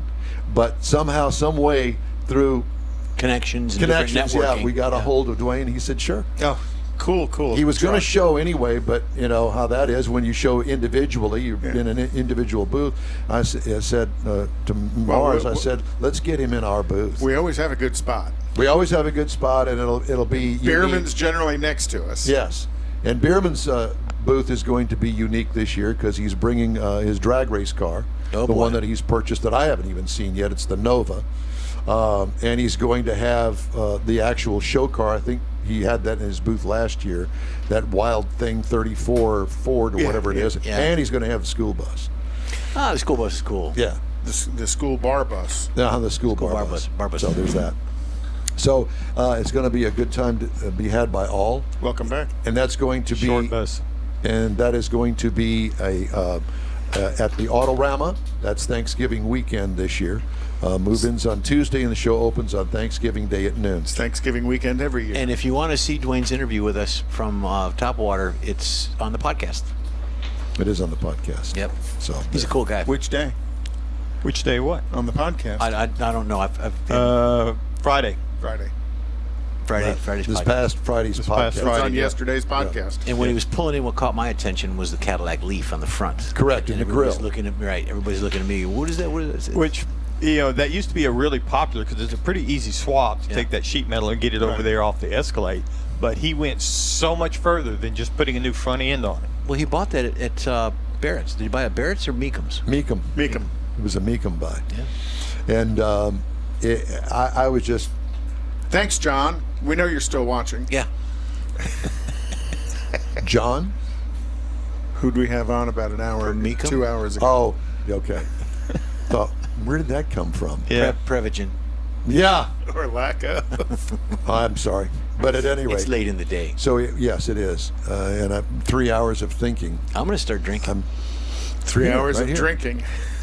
No, I need a chaser of bourbon. This Here, is whiskey. here, make that your chaser. Yeah, really. Be good to go. Be a man. Put it by Man chaos. up. All right. So let's see. We've done that. Conrad's Car Clinic. Can you do that in about 3 or 4 minutes? Sure. What are the signs of a blown head gasket?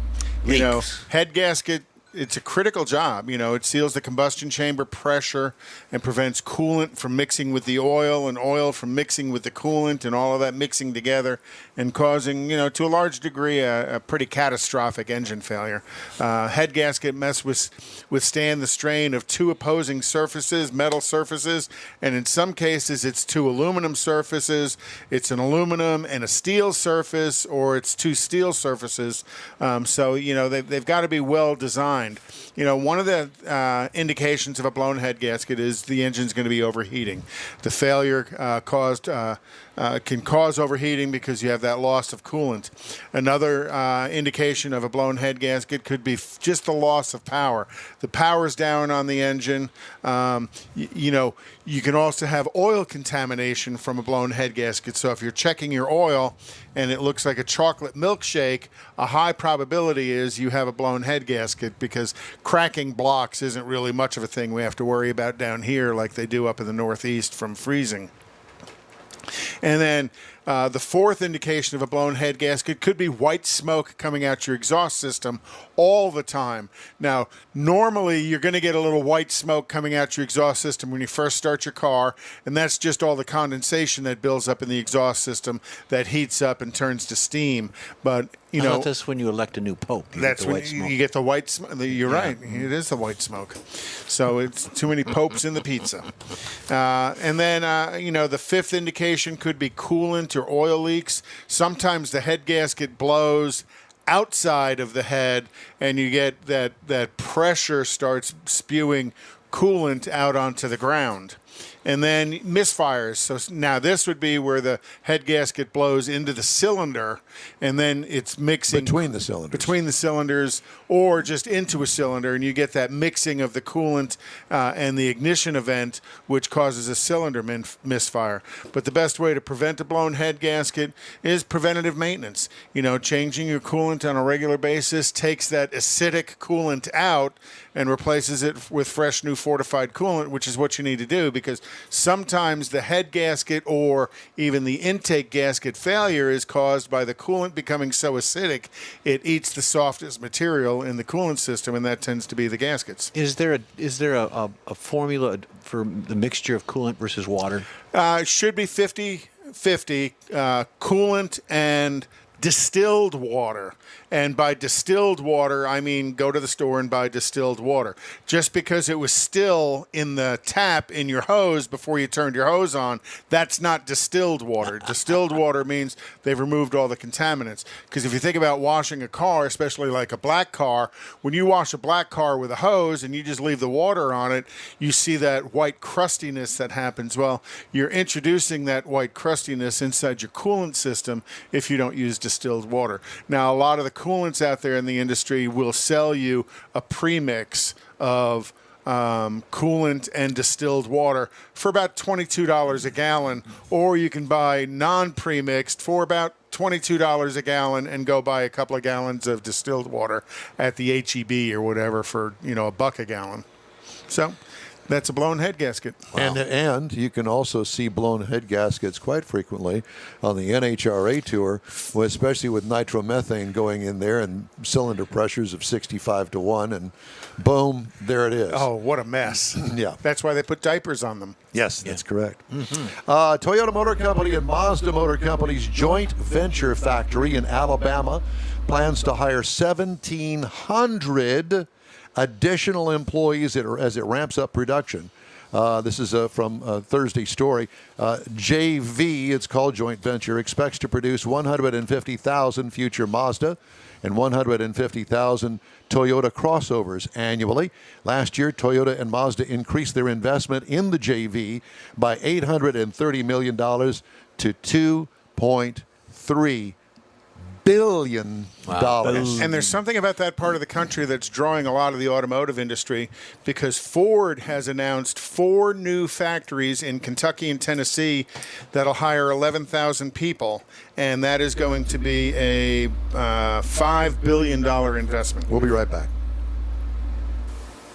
Oh. Each one Now we all know about aftermarket and online parts stores, and each one has something to offer, but they don't offer original factory parts. That's where Bayway comes in. For original factory parts, visit the Bayway stores first. Give them a call or stop by. Bayway Chrysler Dodge Jeep Ram, Bayway Chevy, and Bayway Lincoln carry a complete line of parts for the do-it-yourselfer. Keeping your newer classic original means a lot, and you can count on these fully stocked parts departments to help keep it that way. Bayway Chrysler Dodge Jeep Ram, Bayway Chevy, and Bayway Lincoln, keeping it original. Tailpipes and Tacos, Houston's premier monthly car cruise-in, returns Saturday morning, October 16th to the Lupi Tortilla Tex-Mex in Katy. Tailpipes and Tacos is free and you're invited.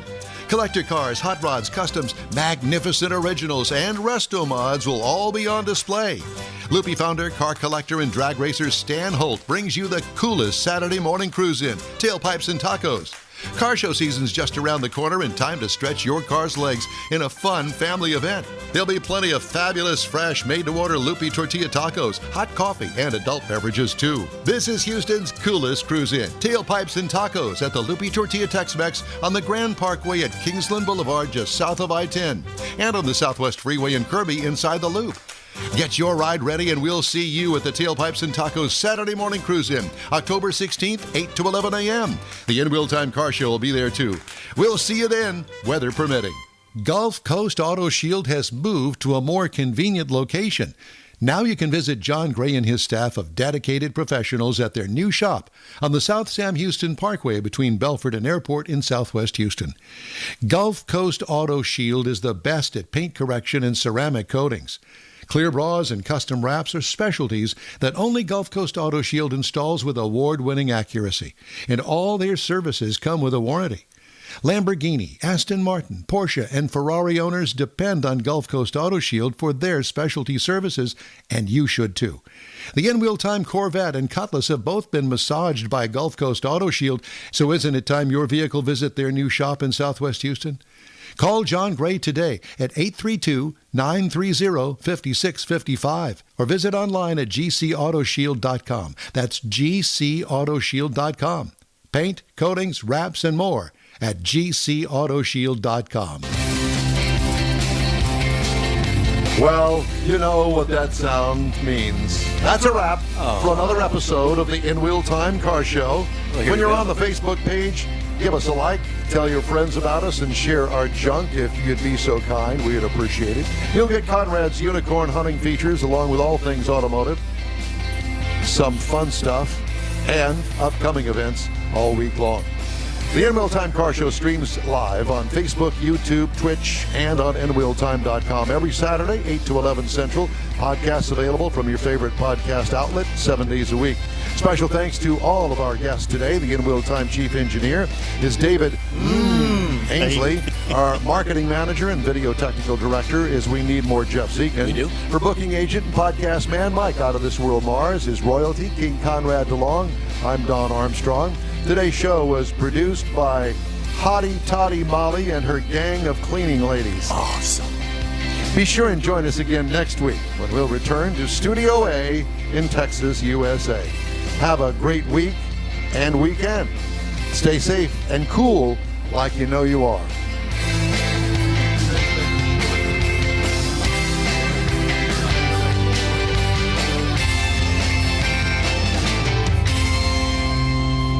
Dingo, right on the money. I'm glad